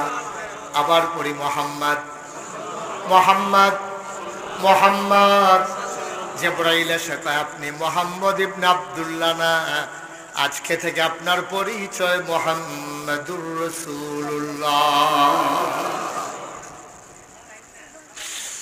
আল্লাহর নবী মারাত্মক ভয় পেলেন।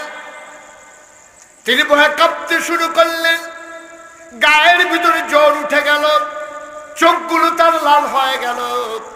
তিনি কাঁপতে কাঁপতে ঘরে যখন ঢুকলেন, আম্মা জান খাদিজা রাদিয়াল্লাহু তাআলা আনহা ডাক দিয়া কয়, ও স্বামী আমার। আম্মা জান খাদিজা ও তো জানেন আমার নবী যে নবী হয়ে প্রকাশ হয়ে গেছে, গেছে স্বামী, আইসে নবী হইয়া, গেছে মুহাম্মদ ইবনে আব্দুল্লাহ, আসছে মুহাম্মাদুর রাসূলুল্লাহ। আম্মা জান খাদিজা তখনও খবর পৌঁছে নাই। আম্মা জান খাদিজা ডাক দিয়া কয়, কেউ কি আপনারে কিছু বলছে নাকি? আপনি আমার কাছে বলেন। তিনি বলো প্রভাবশালিনী মহিলা ছিলেন, উনি টাকাওয়ালা মহিলা ছিলেন, পুত পবিত্রা মহিলা ছিলেন, এই জন্য ওনার নামের উপাধি হয়ে গেল তাহেরা, তিনি পবিত্রা। তার ব্যাপারে কোনো টিটকারি মস্কারা মারার সুযোগ ছিল না। আম্মা জান খাদিজা ডাক দেয়া কয়, আপনি কি কোনো কষ্টে আছেন? কেউ কি আপনাকে কিছু বলেছে? আল্লাহ নবী ডাক দেয়া কয়, না খাদিজা, কেউ আমারে কিচ্ছু বলে নাই।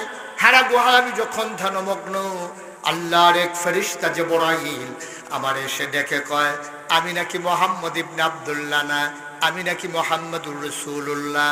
এই কথাটা বলার সাথে সাথে একটা কথা আম্মা জান খাদিজা জিজ্ঞেস করেন নাই, কবে থেকে নবী, কে বানাইলো নবী, কার জন্য নবী, এই নবী লাস্টিং করবে কতদিন, কোনো কিছু জিজ্ঞেস করলেন না।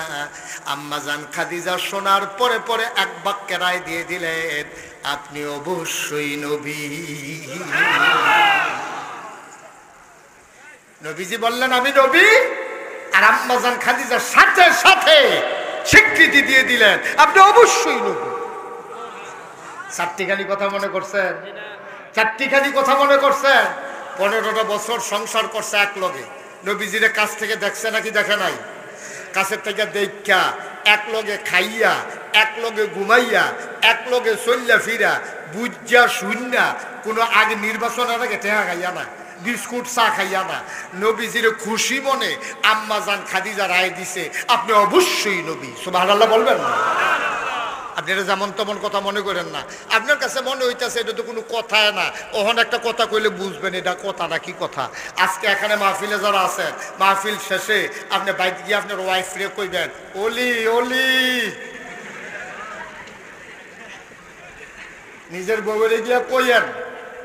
আপনারা যারা এখানে আছেন মুরব্বী যারা বিয়া করছেন আর কি, আপনারা বাইক দিয়ে আসেন বউরে কইয়েন ওলি ওলি, খালি এইটা কইয়েন, ভিডিও দেখবেন এমন খুশি মনে মান্না নিব কইব ওলি, বিড়ির গন্ধে লগে দিয়ে আগুন যায় না ওলি। ঠিক নি রে? বিড়ির গন্ধে লগে দিয়ে আগুন যায় না, কথায় কথায় ঘুমুর করে খিচ্ছালা তাই না ওলি। আসেনি আমরা এই খাচ্ছ, আপনার ওয়াইফ আপনার ওলি মানে না, আপনি বুজুর্গি বাপ দেহা ভিতর বাড়ির খবর আনলে না বুঝবেন আপনি কতটা বুজুর্গ হইয়া বইয়া রয়েছেন। ঠিক কিনা কম? বাইরে দিয়ে না ফিটফাট ভিতরে দিয়া সদরঘাট, আপনার ওয়াইফ আপনার অলি দূরের কথা আপনাকে মানুষ মনে করেনি আপনার খাইচতে। ঠিক কিনা কম? আপনি আর নবী জিয়া কইছে আমি নবী, আম্মাজান খাদিজার লগে লগে কয় নবী, এটা যেমন তেমন কথা মনে করেন না। আপনি তো আপনার ঘরও অলি দিয়ে খাওয়াইতে পারেন না। ঠিক কিনা কম? কারণ হইল আপনার যে স্বভাব, আপনার যে চরিত্র, আপনার যে কথাবার্তা, আপনার যে আচার আচরণ, আপনার ভিতরে অলির লক্ষণ নাই। এটা দুনিয়ার কেউ জানুক আর না জানুক, এটা জানে আপনার ওয়াইফে। ঠিক কিনা কম? আপনি হুতনের সময় কেমনে হুতেন এ ভিডিও না জানে, তরকারিত নুন না হইলে আপনি যে গুমুর করে খিচালান এ ভিডিও না জানে। বুড়া বয়সে গুমুর করে কিল দিয়া বুহে ফিরে দৌড়াই দিছে।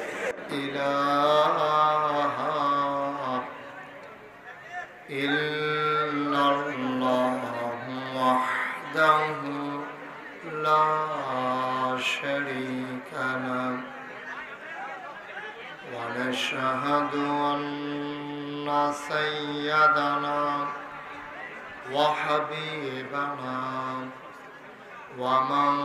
ومولانا محمدا عبده ورسوله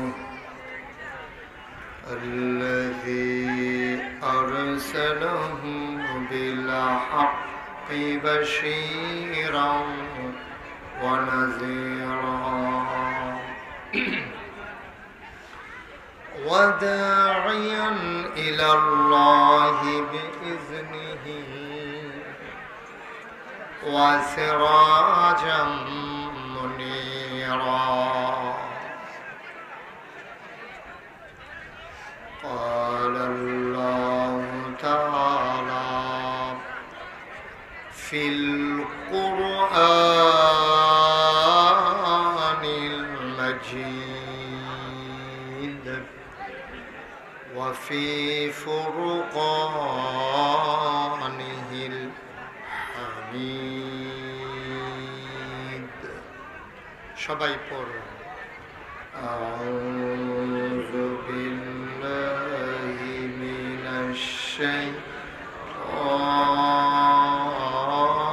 الشيطان الرجيم بسم الله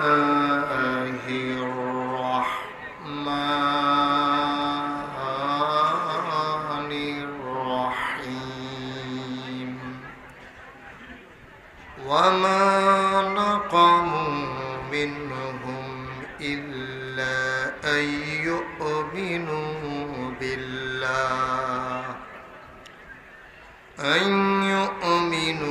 بالله العزيز الحميد الذي له ملك السماوات والأرض والله على كل شيء شهيد إن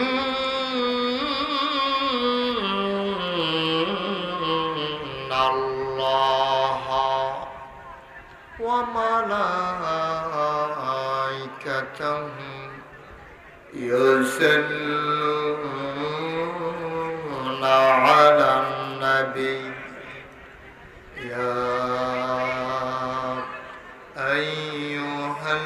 الذين آمنوا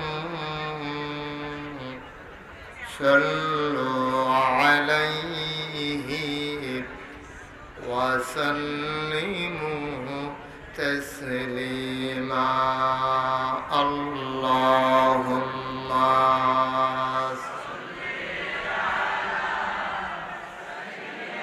বসতে হবে, কারণ মাইকম্যান থেকে একটু আসতে হবে, আমার কাছে আসতে হবে।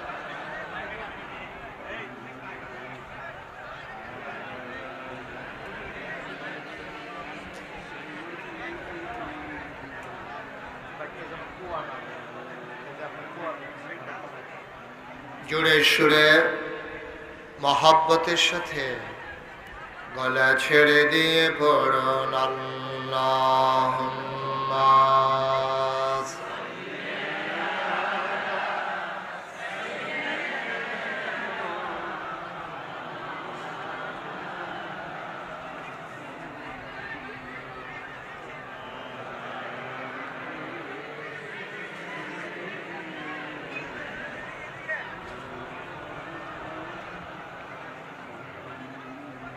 জীবন যদি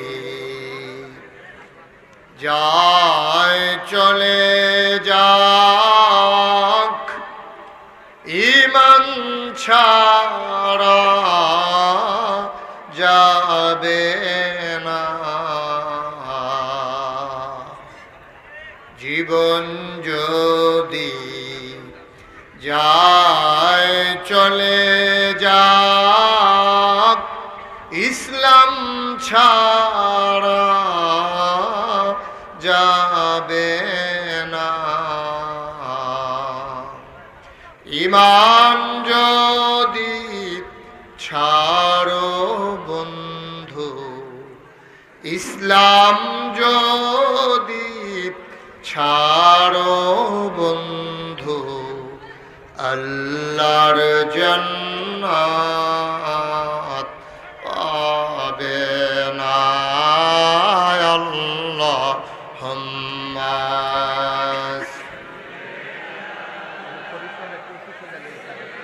আপনার পরিচয়টা লেখা দেবেন।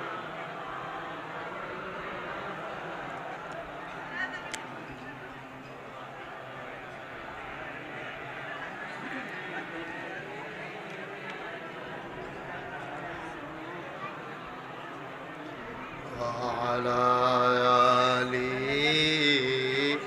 سيدنا مولانا لا إله إلا الله لا إله إلا الله لا إله لا إله لا إله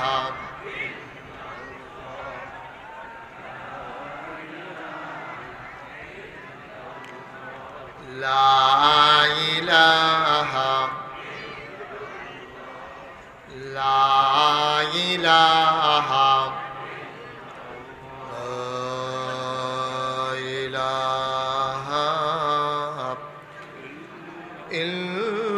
الله محمد رسول الله صلى الله عليه وسلم اللهم صل وسلم وبارك عليه সবাই পড়ি আলহামদুলিল্লাহ জোরে পড়ি আরো জোরে আল্লাহ তাবারক ওয়া তাআলার দরবারে আমরা লাখ কোটি শুকরিয়া জ্ঞাপন করছি। আমরা সবাই মিলে তওবা করব। আমি এতক্ষণ কাউকে বসতে বলি নাই। এই তওবা করা, দোয়া করা, এটার আদব হচ্ছে খুশুর সাথে নম্র ভদ্র হয়ে আল্লাহর দরবারে লুটিয়ে পড়া।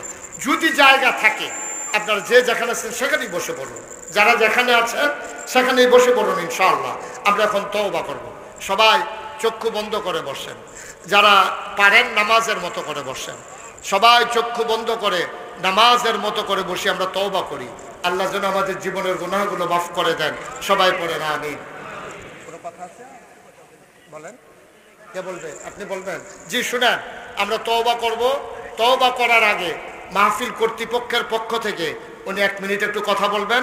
একটা লোকও নড়বেন না, জায়গায় থাকবেন। আমরা এখনই তওবা করবো ইনশাআল্লাহ। জি। আসসালামু আলাইকুম। ওয়ালাইকুম আসসালাম। আলহামদুলিল্লাহ। আসলে জায়গার ব্যাপারটা আর অনেক কথা বলবো না, হুজুর দোয়া করবে। সেখানেই পর্যন্ত 10-15 বড় গেছি, কোনো জায়গাতে জায়গা দিতে পারছে না মানুষের, নাম বললে মানুষ ঘুরে আছে। আলহামদুলিল্লাহ। আর আজকে হুজুর তৈরিভাবে আসলে সর্বাধিক ভারী করে প্রোগ্রাম নেয় না, উনি আমার পিসা হুজুর। আমি এক জায়গায় বয়াত হয়েছিলাম, ওই জায়গায় আকিদা বা ঠিক না, সেই জন্য ওইখান থেকে আসা হুজুরের কাছে বয়াত হয়েছি 2 বছর হয়েছে। এরপর থেকে আমি সিরিয়ালটা দিয়ে রাখছি যে হুজুর ঠিক কোনোভাবে আমার বাড়িতে যাইতে হবে। হুজুরকে দাওয়াত করছি, আমার বাচ্চারা সবাইকে নিয়ে গোষ্ঠীর মানুষ আপনাদেরকে দাওয়াত করে যেই পরিমাণ জায়গা দেওয়ার কথা ছিল, আপনারা অনেক মানুষ আসছেন। আমি আপনাদের কাছে দোয়া চাই, আপনাদেরকে জায়গা দিতে পারছি না, কষ্ট দিছি। আল্লাহ এবং আল্লাহ রসুলের কাছে আমাদেরকে মাফ করে দিবে, আমাদের এই কমিটিকে। 1 আর 2 নাম্বার হলো, এই মাহফিল করতে যাইয়া অনেকে আমার চাচা মামুন, আমি হুজুরের কাছে দোয়া চাবো, মামুন দুইয়া, উনি মামুন আর কানু ভাই এই মাহফিলের প্যান্ডেল আর মাইকের ব্যবস্থা করছে। মাশাআল্লাহ। তারা বলছে আমার পিসা হুজুরের কাছে দোয়া চাইতাম, আগামী বছর যদি হায়াতে বাঁচায় রাখে এই মাহফিলের মাইক প্যান্ডেল আমার মামুন চাচা আর কানু ভাই দিব। হুজুরের কাছে দোয়া চাই। 1 আর যেহেতু আমি হুজুরের বয়াত আছি, আমার হুজুর আর অনেক হুজুর একরকম নয়। আমি যদি একটা আপনাদের এলাকার মানুষ, এই পাড়ার আমার ফুটপাতিটা কালাম কামুর, আমার পরিবারের ভিতরে 5 জন হাফেজ, 2 জন আলেম। আমি যদি একটা প্রত্যক্ষ জায়গায় বয়াত হইতাম, আমার পরিবার আপনারা বলছেন যে দলেন্দ্র হুজুর এমন হয়েছে, শামিমাল হুসাইন সাহেব এমন হয়েছে, আমার আবু কালাম সাহেব, মৌলানা শফিক সাহেব, এদের সাথে সম্পর্ক আগে ছিল। এরা সিদ্ধান্ত নিয়ে আপনাদেরকে নিয়ে এই মাহফিলের ব্যবস্থা করছি। আর দোয়ার পরে আমার পিসা হুজুর আমার ঘরে একটু বসবে, যারা বয়াত করবেন হুজুরের সাথে ওইখানে বয়াত হতে পারবেন, আর এখানে হুজুর তওবা করবে। সামনে এই মাহফিলে আমরা হুজুরের চাই, আপনারা রাজি নেই? আরে চাই কি চাই না? আগামী বছর আমরা যেহেতু আমার পিসা হুজুর, আমি হুজুরের কাছে আবদার রাখবো, এই মাহফিল হুজুরের আগমনে হবে, হুজুর আসতে হবে, না হলে বাচ্চা হবে। এই জন্য হুজুরের কাছে দরখাস্ত রাখলাম, আগামী বছর আমরা চাই কি না? আল্লাহ মাহফিল কবুল করে বলে আমি আমাদের সাহায্য দিয়ে কথা বলবো।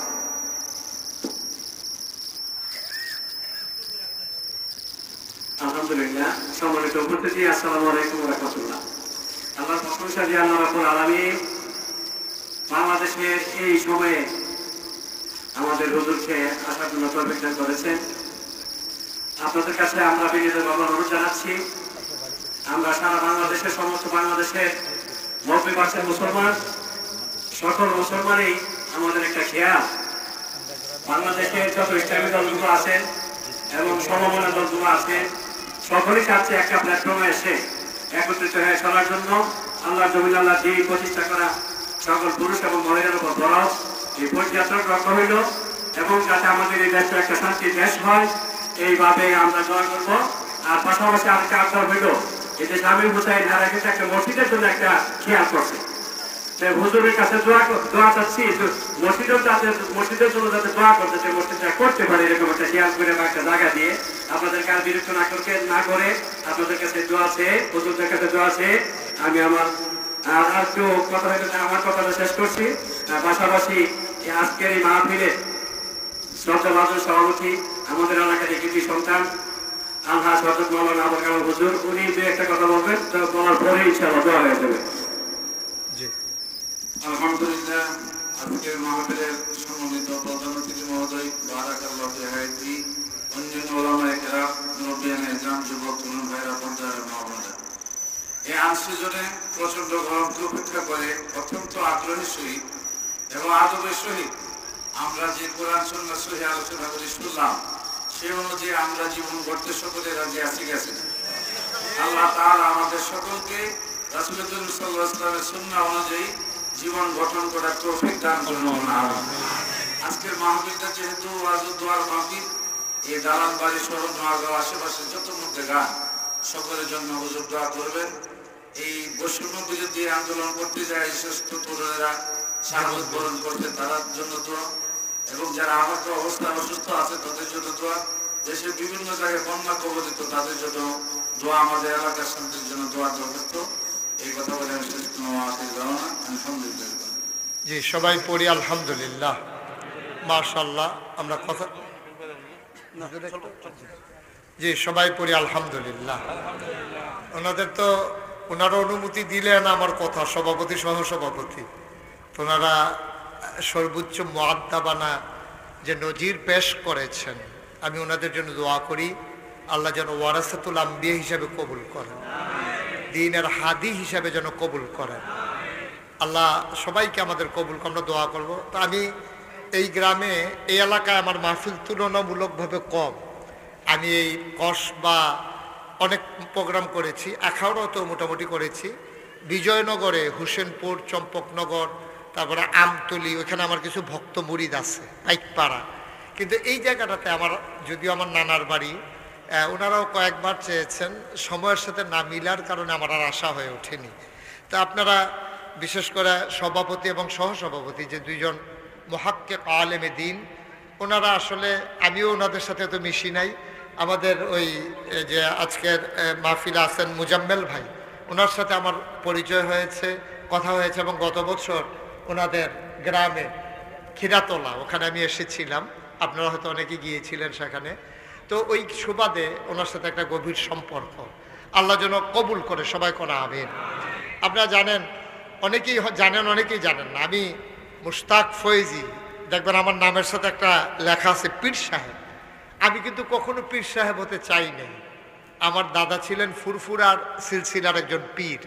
আমার আব্বা দাদার আগে ইন্তেকাল করেছেন। আব্বা ইন্তেকাল করছে 85 সালে, আর দাদা ইন্তেকাল করছে 98 সালে। তো আব্বা ইন্তেকাল করার কারণে আমি নাতি হইয়া দাদার কাছ থেকে সরাসরি দরবারের দায়িত্ব আমার কাঁধে এসেছে। আমি কখনো এই পীর, বাংলাদেশে পীর সাহেব দেখতে দেখতে আমি অতিষ্ঠ। আমি দেখছি পীর মানি হলো বইয়া বইয়া খাওয়ান, কোনো কাম টাম নাই, কোনো চাকরি বাকরি নাই, কোনো গিরুস্তি টিরুস্তিও করে না, এই বেদ কয়দিন এই বেদ কয়দিন এমনি গুড়া গুড়া খাওয়ান। আমার এটা শরম করছে ফইলার থেকে, যে এইটা কী কথা, একটা সুস্থ মানুষ এমনি বইয়া বইয়া হইতে হইতে আইতে আইতে খায়, মাটি কাটলে 500, অটো চালাইলে 1000, সিএনজি চালাইলে 1500, কতভাবে কত টাকা কামাই করে। দেখে লোক, আস্তে একটা লোক এমনি বইয়া বইয়া খাওয়ান, খাইতে খাইতে খাইতে খাইতে মনে হয় 5-6 জন বইয়া রয়েছে, আসলে একজন। শরীরটা যেন ফুলে গেছে কত শরীরটা।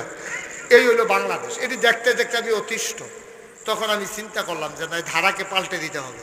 আমার দাদা যখন আমার দায়িত্ব দিছে, আমি কিন্তু আমি ফির শব্দ হইতাম চাই না, আমি কয় না এটা তোমার দায়িত্ব নেওয়া লাগবে। আমি বললাম যদি আমার দায়িত্ব দেন তাইলে আমার কিছু কিছু জিনিস দেওয়া লাগবে। কয় কি চাও? আমি আমার 1 খণ্ড জমিন দেওয়া লাগবে। আমি ওই পীর হতে চাই না, খালি বইয়া বইয়া খাওয়ান, এটা আমার দিয়ে হইতো না। লেখাপড়া করছি, ভালো ছাত্রই ছিলাম, তো কেন আমি এমনি বসে বসে খাবো? তো বললো যে জায়গা দেয় কী করবো? আমি বললাম যে একটা মাদ্রাসা করতে চাই। আমার দাদাও ধনী মানুষ ছিলেন, উনি আমার মাত্র 9 শতক জায়গা দিছে। কয় শতক? 9 শতক। উনি আর ইন্তেকালের পরে আমি জায়গা কিনা শুরু করলাম। এখন ওই যে আমার রুহানি সন্তান, আমার মুরিদ, আমার আরও যারা ওইখানে তারা দাওয়াত দিতে গেছিল, তারা দেখাইছে এখন নাগাইশ দরবারে 18 একর জায়গা, 1800 শতক। কয় শতক? 18 শতক? আরে না, 1800 শতক। মার হাবা কয়না দাও। আমার এখানে 10টা প্রতিষ্ঠান। কয়টা? একটা খানকা, একটা দাখিল মাদ্রাসা, একটা নুরানি মাদ্রাসা, একটা হেফজখানা, একটা ধাতব্য চিকিৎসালয়, একটা গণপাঠাগার, একটা গবেষণাগার, একটা ছাত্রাবাস, একটা ইয়াতিমখানা, একটা মসজিদ। মার হাবা বলবেন না? আমার মসজিদটা ছিল টিনের ঘর, তো এটাতে তো আমি জমা পড়াই। তো এলাকার মানুষ এই দূর দূরান্ত থেকে সিএনজিতে করে, অটোতে করে, হাইয়েসে করে, মাইক্রো প্রাইভেট কারে করে। তো চিন্তা করে যে নামাজটাও পড়াই, হুজুরের লগে দেখা করে দোয়াও লইয়াই, একটু ওয়াজও হই নাই। তো প্রত্যেক শুক্রবারে দূর দূরান্ত থেকে যারা আইয়ে, শুধু একটা ঘর কয়েকশো লোক জাগা হয়। এটা আমি মসজিদও যাওয়ানোর আগে, আমরা যারা কাছের মুসল্লি তারা যাওয়ানোর আগে মসজিদ ভরে যায় বাইরের লোক দিয়া। আমরা যারা এলাকার মানুষ তারা বাইরে বালুয়ে সালুয়ে ফানিয়ে মুনিয়ে বিজ্জা বুজ্জা, আমি খালি ভিতরে জায়গা পাই, আমিও পাইলাম নইলে ইমাম দেখা ভিতরে জায়গা পাই। পরে চিন্তা করলাম এত বড় দরবার, হাজার হাজার লোক আসে, একদিন এখানে আরো বেশি লোক আসবে, একটা বড় করে মসজিদ করা দরকার। তখন আমি আমার দরবারে যারা ইঞ্জিনিয়ার তাদেরকে ডাকালাম, একটা টিম করে দিলাম, ওরা একটা ডিজাইন করে নিয়ে আসলো। আমি দেখি চমৎকার একটা ডিজাইন। আমি বললাম এটা কি? কই হুজুর মসজিদ ক্যানসি। আমি এটা কত বড়? কই হুজুর কত বড় কইতাম পারতাম না, তবে এই মসজিদটার ভিতরে এক লোকে নামাজ পড়তে পারবো ৬,০০০ লোক। সুবহানাল্লাহ কইতাম না? কয় হাজার? আমি কারো করছো কিতা আর কিতা? কইজন নিচতলায় হাসপাতাল, দোতলায় ৩ তলায় মসজিদ, সংসদ ভবনে যেমনি সিঁড়ি দিয়ে উঠতে থেকে দোতলা, এই মসজিদও নিচেরতে ১২৫ ফুট চৌড়ায়, দোতলায় ৮টা উঠতে যাবো গা মানুষ। এই পুরাটা মসজিদ লইয়া সামনে দিয়া সিঁড়ি দোতলায়, এটা ঘুরাইয়া ঘুরাইয়া সিঁড়ি না, ডাইরেক্ট সিঁড়ি দোতলা। তো আমি কইলাম যে এটা করতে কিরকম লাগতো ভারে? তারা আমারে কয় ১৫ কোটি টাকা। এমনভাবে কইছে আমি মনে করছি ১৫০০। যেমনি কইছে আটকা, মনে হয় এটা কোনো টেহা নাই তাদের কাছে। আমি বেড়া ওয়াজ করে খাই, মানুষের খাওয়া দাওয়াত দিলে খাই, না হলে তো না খাইয়ে থাকার লাগে অনেক রায়।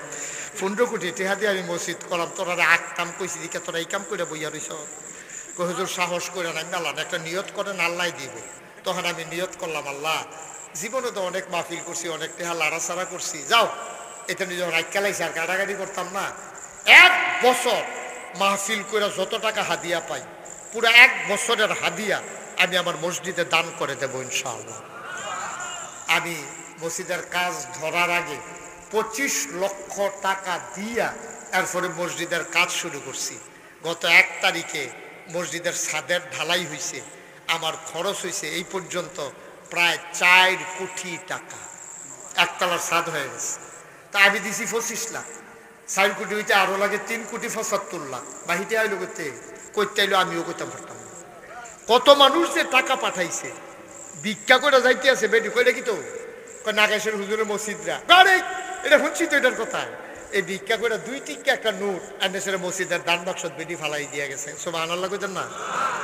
কতভাবে আমি মালয়েশিয়াতে গিয়েছি, ওমানে গিয়েছি, সৌদি আরব গিয়েছি, ইন্ডিয়াতে, যেখানে যাই গেলে আমার মসজিদের কথা যখন কই সবাই মিল্লা আল্লাহর খাস মেহেরবানি শরীর। আমি একটা লোক পাইলে আমি আমার মসজিদের কথা কয় আমি আল্লাহ যা করে করবো।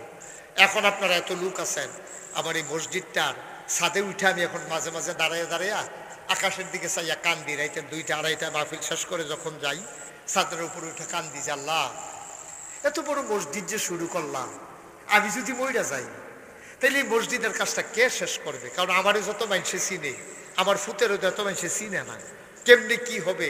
আমি মাঝে মাঝে কান্দি, দোয়া করি, আল্লাহ আমার এই মসজিদটার কাজ শেষ না করাইয়া তুমি আমার মৃত্যু দিও না। আমিন বলবেন না? আমি দোয়া করি, আল্লাহর কাছে চাই। কারণ আমি নবীজির হাদিস পেয়েছি, মাম বানা লিল্লাহি মসজিদান বানাল্লাহু লাহু বাইতান ফিল জান্নাহ। যে দুনিয়ায় মসজিদ বানাবে আল্লাহ জান্নাতে তার জন্য ঘর বানাবে। সুবহানাল্লাহ বলবেন না? আমি শুনলাম এখানেও একটা মসজিদ হবে। আমি প্রাণ ভরে দোয়া করি যখন কাজ ধরবে আমি আবার আসবো ইনশাআল্লাহ। যেহেতু আমার মুরিদের বাড়ি এখানে আছে, আমি আসবো ইনশাআল্লাহ। তবে আমি যে মসজিদের কাজটা ধরেছি এটাতে এখন যেদিন 1 তলার ছাদ হলো, আমার ফইলা নামাইছে 15 কোটি কইয়া, ছাদ ডালাই শেষ হয়েছে। পরে ইঞ্জিনিয়ার কই হুজুর আইয়ার আপনার লোক একটা গোপন কথা আছে, সিফাত নিয়ে সেটা কই হুজুর 30 কোটি লাগবে, 15 হইতো না। আমি কই বেটা 15 তো সহ্য করতাম পারি না, আগুয়াইতে থাকেন হুজুর, আল্লাহ যা করে করবো। তো এটা একটু প্যাটার্ন চেঞ্জ হয়েছে, আমরা একটু সুন্দর করে দৃষ্টিনন্দন স্থাপত্য শৈলী মণ্ডিত মুসলিম বিশ্বের এক অনন্য নিদর্শন বানাতে চাই। আমার এই স্বপ্নের মসজিদ, আমার প্রাণের মসজিদ, যে মসজিদ বানালে আল্লাহ জান্নাতে ঘর বানাবে। এই প্যান্ডেলটার ভিতরে হাজারো জনতা আছেন। এখন আমরা সবাই মিলে তওবা করব। তওবার আগে কেউ যদি মনে করেন যে হুজুর আমি ইনশাল্লাহ আপনার এই আল্লাহর ঘর মসজিদের জন্য এত বড় মসজিদ হবে, এটা তো আমাদের জন্য গর্ব অহংকার, আমরা হুজুর ইনশাল্লাহ আমি 5,000 টাকা মসজিদের জন্য দিয়ে দিলাম, আল্লাহ যেন কবুল করে, প্রাণ ভরে আমি দোয়া করব। কেউ যদি মনে করেন যে হুজুর 1,000 টাকা আমি দেব, 50টা টাকা দেব, 500টা টাকা দেব, আমি খুশি মনে আপনার জন্য প্রাণ ভরে দোয়া করব। আমরা একটা লুকও খালি যাব না। এখানে কেউ আছেন যে হুজুর আমি ওই যে লোকটার টাকাটা নেন, স্বামীন কি করবা 2,000, আমার আদরের শামীম, সে 2000 টাকা দিবে, আল্লাহ যেন কবুল করে। মাশাআল্লাহ মাশাআল্লাহ। 500 টাকা আমার এক ভাই, উনি নগদ 500 টাকা। হ্যাঁ, আব্দুর রহমান ভাই, মাশাআল্লাহ। আমার আরেক ভাই মন্নান ভাই, যা আসিল সব মার করে আলিছে, 500 টাকা 20 টাকা আসিলে 2টা নোট না আরো আছে। আচ্ছা যাই হোক, জি জি পরে। এই ছেলে, এই তুমি উঠছে ফিরতে আনো না না তে দেহায় বেদা কি টেহা দিত, টেহা দিবা তাহলে 2-3 বার উঠো। আমাদের স্যার জিল্লু স্যার, উনি 500 টাকা দিয়েছেন নগদ। ভাই কিচ্ছু না, কিচ্ছু হবে না, আপনার টাকা আপনি আজকে মরে যান, পড়ে থাকবে বালিশের নিচে, থাকবেও না। সবাই মিলে আমরা একটু একটু শরিক হইলে মরে যাব না, গরিব হব না, আল্লাহ ঢাইলা দেবে, নিয়ে কুলাইতে পারবেন না।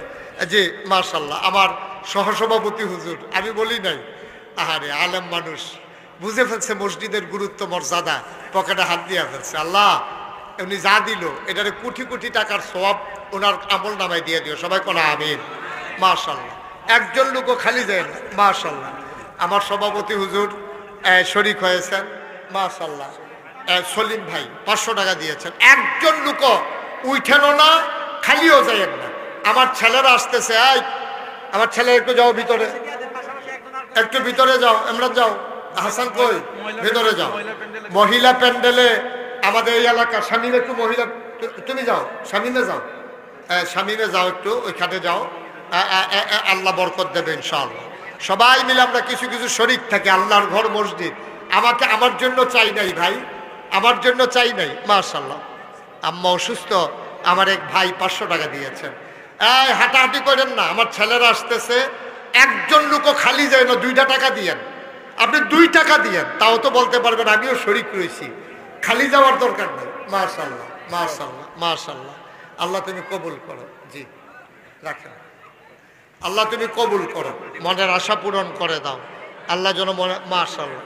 হ্যাঁ, আমার আরেক ভাই, উনি 500 টাকা দিয়েছেন, আরেক ভাই দিয়েছেন কিছু টাকা, আল্লাহ যেন কবুল করে। সবাই টাকা দেওয়া হয়েছে, আমরা সবাই মিলে এখন তওবা করব, তওবা করব। যে যা পারেন দেন, ছেলেরা আসতেছে, আর সবাই আমার সাথে আমরা চলেন, সবাই মিলে তওবা করি। সবাই খুব খেয়াল করে বসেন, একেবারে নিজেকে নরম করে, গুনাহ মাফের খেয়ালে আমরা সবাই তওবা করি।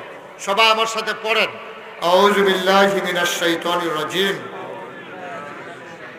বিসমিল্লাহির রহমানির রহিম, আস্তাগফিরুল্লাহ রাব্বি মিন কুল্লি যামবি ওয়া আতুবু ইলাইহি লা হাওলা ওয়ালা কুওয়াতা ইল্লা বিল্লাহিল আলিয়্যিল আযীম। হে আল্লাহ, হে আল্লাহ, হে আল্লাহ, ইচ্ছায় অনিচ্ছায়, প্রকাশ্যে গোপনে, শয়তানের কুমন্ত্রণায় পড়ে, নফসের তাড়নায় পড়ে জীবনে যত গুনাহ করেছি, কবিরা সগীরা, শিরক বেদাত, সমস্ত গুনাহ থেকে খালেস অন্তরে তাওবা করতেছি। হে আল্লাহ, গুনাহ মাফ করে দাও, তাওবা কবুল করে নাও। আশহাদু আল্লা ইলাহা ইল্লাল্লাহু ওয়াহদাহু লা শারীকা লাহু ওয়া আশহাদু আন্না সাইয়্যিদানা হাবিবানা মাওলানা মুহাম্মাদান আবদুহু ওয়া রাসূলুহু সাল্লাল্লাহু আলাইহি ওয়াসাল্লাম। আমিন আমিন আমিন। আমরা এখন দোয়া করব। দোয়ার আগে একটা কথা বলি, আপনাদের একটা জিনিস আমার খুব পছন্দ হয়েছে, আপনারা 2 জন আলেমকে সভাপতি এবং সহসভাপতি দিছেন, এইটা আমার খুব পছন্দ হয়েছে। এটা করবেন সব সময়। ওলামাই কেরামদেরকে মাহফিলে, ওয়াজের মাহফিলে ওলামাই কেরাম যারা, তাদেরকে সভাপতি সহসভাপতি দিবেন, এবং কোনো রাজনৈতিক নেতৃবৃন্দের নাম পোস্টারে দিবেন না ওয়াজের মাহফিলে। এই 2টা জিনিস খেয়াল রাখবেন। আলেম ওলামাকে সভাপতি সহসভাপতি দেবেন, এবং পোস্টারে দাওয়াত দেন। রাজনৈতিক নেতৃবৃন্দ তো আমাদের সমাজেরই লোক, কিন্তু পোস্টারে তাদের নাম দেওয়া যাবে না। এই নাম না দিয়ে এইভাবে সুন্দর করে সামনের দিকে এই এলাকায় যত মাহফিল হয়, এটা খেয়াল করবেন। এটা আমার পছন্দ হয়েছে, এই জন্য আপনাদেরকে ধন্যবাদ দিলাম। এবং এটা মনে করাই দিলাম। আল্লাহ যেন কবুল করে সবাই কোনা আমিন। তা আমি চাই আমার সভাপতি হুজুর আছে, সহসভাপতি হুজুর আছে, তো ওনারা একজন দোয়া করলে জিনিসটা সুন্দর হবে। তাবারুক আছে নাকি? আচ্ছা, হ্যাঁ, মাশাআল্লাহ। অনেকে বিদেশে আছেন, মাহফিলের জন্য টাকা পয়সা দিয়েছেন, দোয়া চেয়েছেন। আমরা সবাই মিলে সবার জন্য দোয়া করবো ইনশাআল্লাহ। আমরা সবাই আজকের মাহফিলের উসিলায় এই এলাকার কবরবাসীর আল্লাহ যেন জান্নাত বানিয়ে দেয় কবরগুলোকে। আমরা সবাই মিলে দোয়া করি, আল্লাহুম্মা আমিন। রব্বানা যালামনা আনফুসানা ওয়া ইল্লাম তাগফির লানা ওয়া তারহামনা লানাকুনান্না মিনাল খাসিরিন। রব্বানা আতিনা ফিদ দুনিয়া হাসানাতাও ওয়া ফিল আখিরাতি হাসানা ওয়া কিনা আযাবান নার। আয় আল্লাহ তাআলা, এই প্রচণ্ড গরমের মাঝে অজপাড়াগায় নিবৃত পল্লীতে গ্রামের ভিতরের একটা অংশে বসার জায়গা নাই, দাঁড়ানোর জায়গা নাই, তারপরেও দলে দলে মানুষ হাজির হয়ে গেল। মন ভরে গেছে, কলিজা ঠান্ডা হয়ে গেছে। কি দোয়া করবো গো মাহবুব?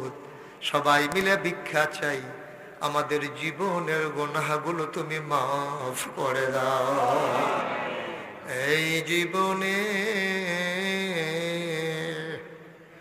আমরা আর গুনাহ করব না। বলেন আল্লাহ আল্লাহ আল্লাহ। এই জীবনে